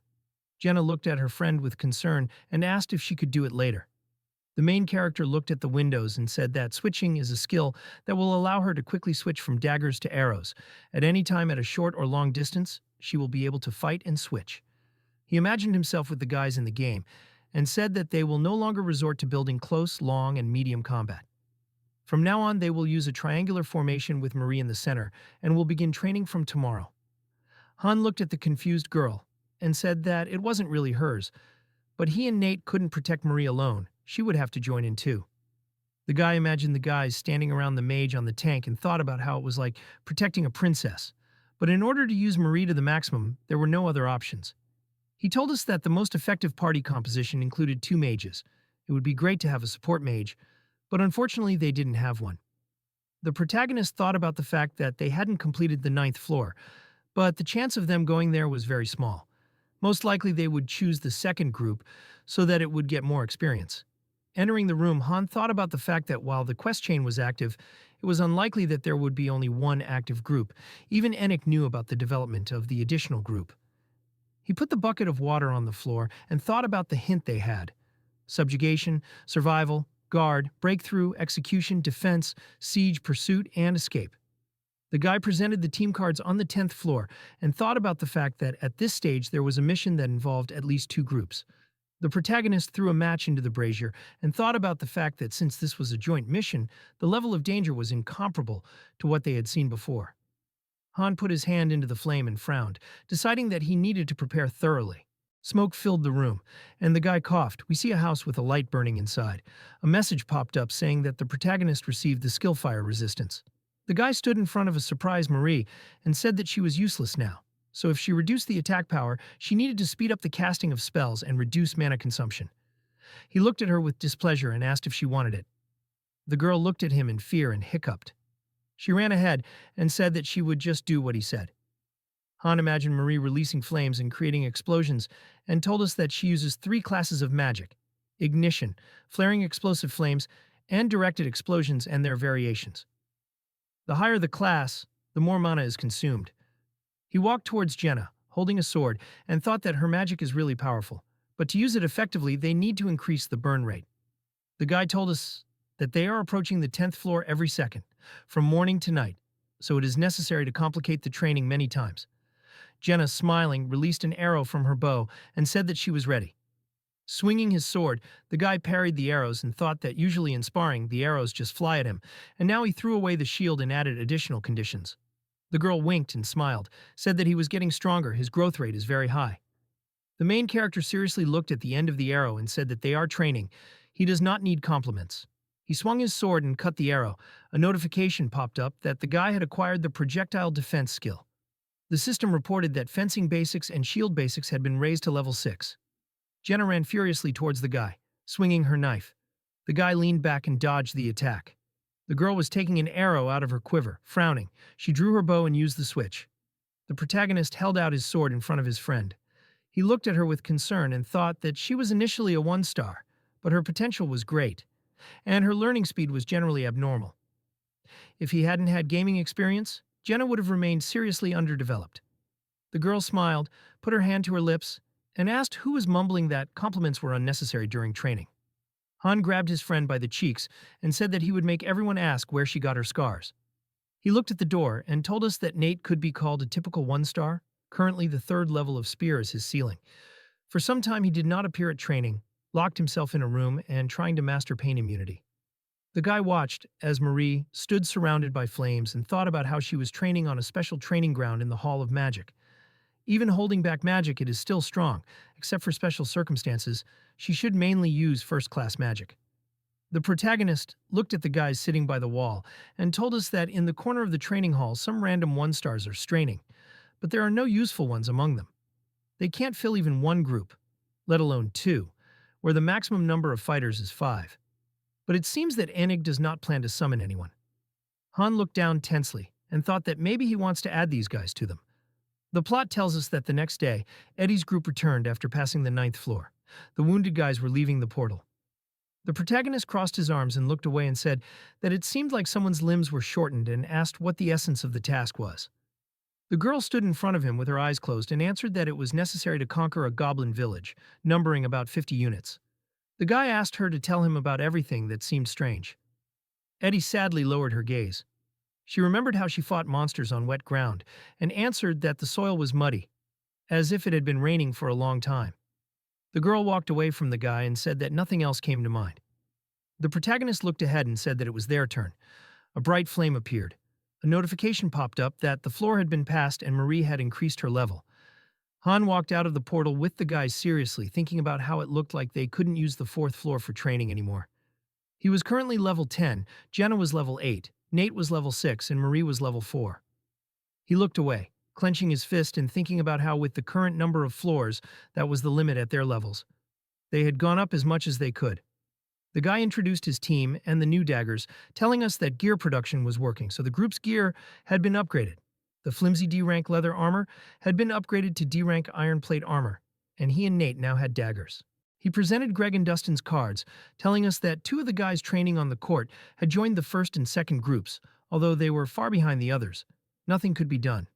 The protagonist added that it had been a long time before they set foot on the 10th floor. Isil spread her arms and asked, smiling, if this was like Loki, if he would determine what the task would be, if he could solve this difficult problem. Han sat at the table with papers and answered that he would be a god if he could. He kept wondering why she came to him. But in fact, she came to ask all sorts of nonsense. If he were him, he would have passed all 100 floors long ago. The protagonist told us that he was a master of masters. It was true that he was a user with the highest rank in Choose Me, but even so, it took him 2 years to climb to the 88th floor. Dozens of groups were destroyed due to the unpredictability of the game elements and traps. He put his hand to his cheek and thought about the fact that the master of Choose Me grows on the failures of his teams, but Enig does not yet know what failure is. The guy imagined the city and thought that in this scenario, the moment of their failure would be his death.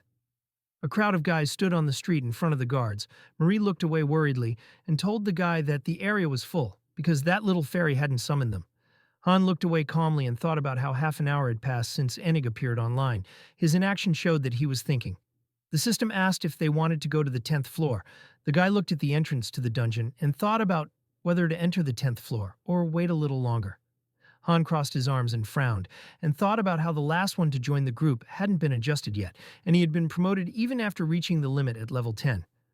There were still gaps. If he left them for another week, he would level up all his skills to the maximum available. He looked at the consent button and told us that then they would be able to challenge the 10th floor more comfortably. But considering Enig's behavior up until now, he wouldn't do that. Isil flew above the portal and activated the rift of time and space. Han frowned and looked ahead and thought that for them this was reality. But for the Master, it was just a game. If they were destroyed, he would just get new heroes. Greg looked at the guy worriedly, hearing that when he entered the battle, they should just hide. The protagonist thought that this was the first level of the basic swordsmanship at his third level. In this state, he would only get in the way. It would be better to join the group a week earlier. The system reported that this was an important mission. The participation of 2 groups was required. If the group did not have enough participants, they could call for reinforcements for free. In missions where tactical stations were used, they could set tactical tasks for the heroes. Han looked at the wall and thought that he probably did not know how to use tactical stations. It was a rather complicated system for a beginner. Crossing his arms, he asked Isil to tell him that he should get things from the storage. The game informed that there were some consumables in the storage. If the hero had the right items with him, he could use them at the right time. The guy thought about the fact that they had 6 healing potions. Each group could take 3. Eddie's was smiling, holding the potions in her hand and saying that the preparations were complete. Han noted that the magic potions were only for Marie. He stood in front of the girl, with his arms crossed, and said that they would most likely be divided into different locations. If that happened, they would need to quickly group together. He added that they should move towards the center. If they could not determine it right away, she should find a high position and find out. Isil, furious, stretched out her hand forward and shouted that they should not get in the way of Han's feet. She would watch. The protagonist replied that it was not worth doing that. Turning around, he smiled and said that the fairy could not worry. He would definitely climb the tower. There was a bright flash. The man was kneeling in the yard and saying that they would all die. He was holding his head and crying, saying that they couldn't defeat them. They would all die. No one would see mercy. The protagonist kicked the screaming man. The stranger was sitting on the ground and turning around, asking who they all were. Jenna looked at the madman with concern and said that it seemed like he didn't see them. She asked if he saw them and thought that he was an NPC. Han stood outside near the man and thought about how there were many cases where NPCs would show up on missions. He knew that interacting with them was laggy, but that's just the way it was. He turned around and looked at the buildings and said that the city looked familiar. Nate looked ahead tensely and said that he had seen this place before. It was a little different, but something was recognizable. It looked more Western. The protagonist looked at him in surprise and decided that it couldn't be. The guy looked at the building and said that it was familiar to them because they had already been here. He looked at the crowd of people and said that it was a destroyed city from the 5th floor. Han imagined leaves flying over the city and said that the difference was that it hadn't been destroyed yet. The girl said that the time frame was strange. The protagonist stood in front of a worried Jenna and said that this was not the only anomaly. They would discuss the details later. He stood in front of the team with his arms crossed and said that the important thing was that they had already been called and that they needed to complete the mission to survive. The guy looked at him seriously and said that it hadn't started yet. They probably had time to rest, but it was better to take advantage of the opportunity and gather information. Han looked at the people around him and said that he was giving them 5 minutes to scout out the situation. They would meet right here. If they were late, no one would wait for them. Clouds were gathering over the tower. The protagonist stood by the window in the tower and thought that this seemed to be the best place to watch the battle unfold. The guy stood there with his brows furrowed and thought about how the soldiers' morale was at rock bottom. He looked at the army walking down the street and thought about how there were thousands of goblins in the northern forest. Maybe there was an assault ladder there. It was a relief that there were no battering rams in sight. The protagonist looked at the furious monsters and thought about the river to the east, which they met on the 7th floor. And thousands of goblins. They do not have siege mechanisms. He looked forward seriously. Han looked at the army of knights and thought that less than half of them were human forces gathered outside the castle. The guy thought about the ratio of 10 to 1, although even much more. Even at first glance, it was obvious that the worst scenario could not be imagined. Han went down the stairs and thought about the fact that the mission was not announced yet. If the goal was survival, their chances of success would increase. The protagonist imagined himself screaming and thought that if the task was to survive for a certain time, they would pass this floor with more ease than the 5th one in its time. Remembering the crowd of people and laughing Marie, he thought about the fact that there were a lot of NPCs there that could be used as bait, and they also had a mage who would focus on defending the territory. The boy watched as the team gathered in front of him and thought about how soon the wheel of fate would turn. He looked ahead in shock, seeing 3 notifications, and thought about how triple notification meant the highest difficulty. The system showed us the city and told us that we needed to prevent the city from falling. Han imagined an army of knights in front of goblins and thought about how by combining the first and second groups, there would be only 10 people. Taking into account 3,500 NPCs, there would be about 360 soldiers, and they would have to stand against thousands of goblins. Frowning, the boy said that after they exchanged their findings, they should discuss the details of the mission, goals, and roles. Jenna remembered sitting on the man's backpack and said that she tried to talk to the people in the city, but no one answered. They could see and touch them, but they did not hear or notice them. Nate held out his hand and presented a map, saying that the goblins were approaching from the north and east gates. There were no exits to the south and west, so there was no escape route. He noted that if the outer wall fell, everyone would be killed along with it. Frowning, Eddie's crossed her arms and asked what they should do. The protagonist lowered his head and replied that their goal was to defend themselves. He stood with his arms crossed and explained that the mission was to protect the city, not to let the enemy break through. In other words, they needed to destroy the opponents. Eddie's looked at him in fear and said that it was impossible. John raised his hand and asked, what about retreating? Because by leaving the city, they could monitor the situation and carry out guerrilla raids. The guy lowered his gaze and frowned, saying that perhaps the conditions for successful completion of the mission were to destroy the invading army.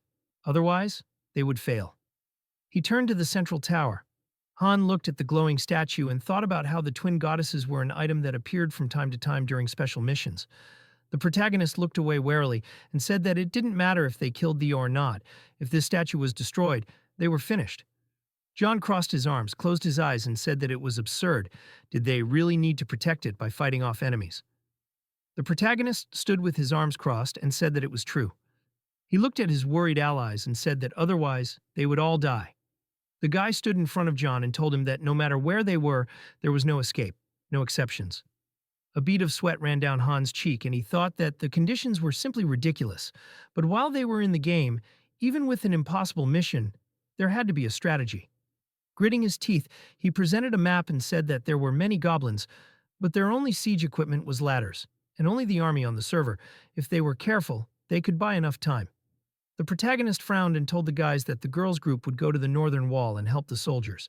Let them do everything possible to destroy the ladders that would be attached to the castle walls. Hedges looked at the guys seriously and said that there were only 5 of them. She did not think that this addition to the already existing 300 would make it possible to defend the city. The protagonist thought about the fact that he understood why she thought like that. But if you count the forces of the second group, it would be about 50 soldiers. Frowning, he said that the goblins did not have other equipment like battering rams yet. Han imagined the city wall and said that the only thing they could use to besiege the walls was assault ladders. If they held their positions on the walls, in the most dangerous place, then the effectiveness of their defense would increase many times over.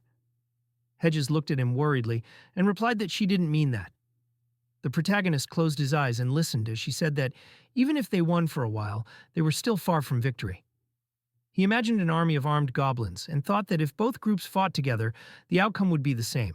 They could hold out a little longer. But in the end, the goblins would still break through. The numerical difference between the enemy and them was too great. Han imagined the goblins walking around the structures and thought that they were as many as 10 to 1. Even with their involvement, it would only be reduced to 5 to 1. If you remember the 5th floor, it was unlikely that the goblins would retreat.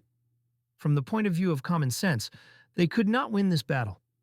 The guy stood in front of the surprised Jenna and said that to the east of the city there was a river, as it was on the 7th floor. He remembered standing in the waves and telling us that it was pouring down on the 7th floor. The water channels were overflowing because of the break. The protagonist imagined the battles in the sea pier, thinking that all the clues from the 5th to the 9th floor is pointed to the dam. I'm sure the game sent them there for a reason, but how could a break in the dam, which is quite far from here, affect the goblin attack? Han clenched his fist and decided that he did not have enough information. Jenna looked ahead in surprise. The girl clasped her hands and shouted that she heard a horse galloping near the river. She remembered how it was raining. Jenna imagined herself looking ahead in surprise. The girl remembered how she saw an army on the other side of the river. The protagonist looked at her in surprise and understood what was going on. Eddie's looked ahead in shock. Han grabbed Jenna by the cheek and asked why she was only now telling him such important things. The guy stood in front of Eddie's and looked away, saying that she had to buy as much time as she could if the outer wall fell. Let them move to the inner one. If necessary, they could use soldiers and refugees as bait, no matter how hard it was. Let them close the gates and hold out. Turning around, he smiled and said that before they returned, they had a more difficult task, so he would not make them look weak. Eddie's turned around with a smile and said that they would give it their all. Jenna looked at the commander in surprise and asked if this was the whole plan, if it was too careless. What was their task? Nate turned around and wordly asked why they were going outside the walls. There were thousands of goblins there. It was too dangerous. The main character frowned and raised his head and replied that if they stayed here, they would all be finished. He pictured the soldiers in front of the river and said that on the 7th floor the dam had already been breached. If the sound Jenna heard was from reinforcements, then the reason the city fell on the 5th floor was because the help simply couldn't cross the riverbed due to the breach. Han presented a battle map and said that they had to go to the east bank and kill the goblins. Their job was to keep the dam from breaking. The girl looked at the guy with concern. The protagonist frowned, pulled out a sword from behind his back, and said that they were moving out to kill them. Han ran into battle and shouted that these were only the inner walls. The real problem was ahead. They were approaching the gate, and the protagonist ordered Jenna to climb up and scout the situation, and Nate to be ready to open the gate. Turning around, the protagonist asked Marie to cast a spell so that as soon as the gate opened, she would use second-level magic. Looking at Greg, Han noticed that he was there too. Nate began to pull the rope to open the gate. The knights ran towards him and shouted that this had to be stopped. Watching the situation from above, Jenna said that many goblins had already gathered on the other side, and if the gate opened, they could trample it with a crowd. Han replied that it did not matter and asked to go down. The protagonist defended Nate and said that Marie would open a new passage for them with magic, and for now, They would not allow the soldiers to interfere. The enraged warriors shouted that they would give their lives to stop them. Jenna hid around the corner and tripped the soldiers. Fiery mana enveloped Marie, who was preparing her spells. The gate began to open, and an arrow flew through a small gap. The protagonist caught the arrow flying at Marie. The goblins looked through the gap in the gate. Han threw the arrow back at them. Jenna jumped on the soldier with both feet and hit him. Raindrops fell to the ground. Raising his head, the protagonist looked at the sky and thought about the rain. He turned his gaze. Looking at Marie, Han wondered if it was true that water would not stop her flames. Enraged, Nate began to scream. He opened the gates through which a horde of monsters burst in. They ran at Marie. The girl used Ignite and incinerated the goblins. Streams of fire flew out of the gates. Many monsters were killed. The passage was engulfed in flames. Jenna and Nate began to run. Looking at Marie, who was holding a potion in her hands, Han asked her to drink it every time she cast a spell. Looking at her intently, the protagonist clarified whether she could handle it. Because they had just begun. Marie walked away from him and asked who he took her for. Greg was dumbfounded. Han looked at him with a smirk on his face and asked if he still planned to follow them. A message popped up that Greg was scared, which lowered his stats by 30%. Closing his eyes, the protagonist asked him to go to Eddie's, who would tell him what to do, noting that if he survived the battle, she would receive his confession. Han turned his gaze to the knights and noticed that the gates were closing again. Coming out of the gate, the protagonist ordered them to hurry up and lock all the bolts. Han seriously emphasized the fact that the escape route was cut off, the only way forward. Looking at the army of monsters, the protagonist declared that he would kill them all. He walked and ordered everyone to take positions.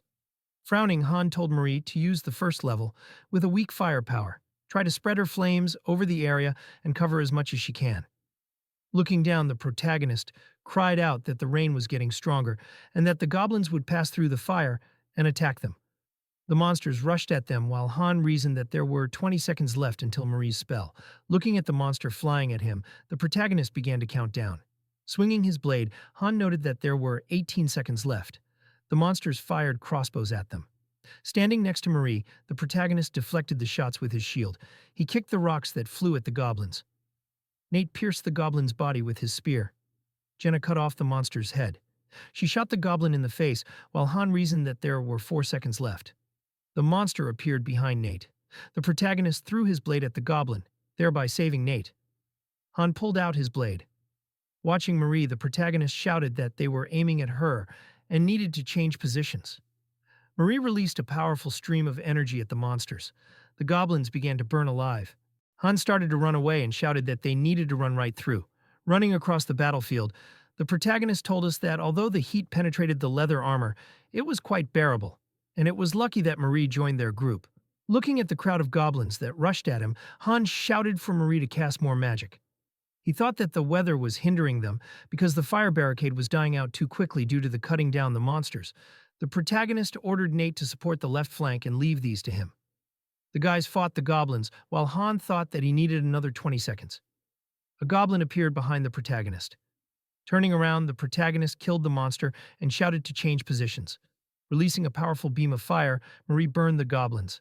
Stunned, Han shouted for them to move forward and use the flames as a shield. The stunned guys began to move forward, and the protagonist said that they would repeat this until they reached the river. In front of the huge horde of goblins was a barricade of fire. A whole horde of goblins stood under their banners, ready for battle.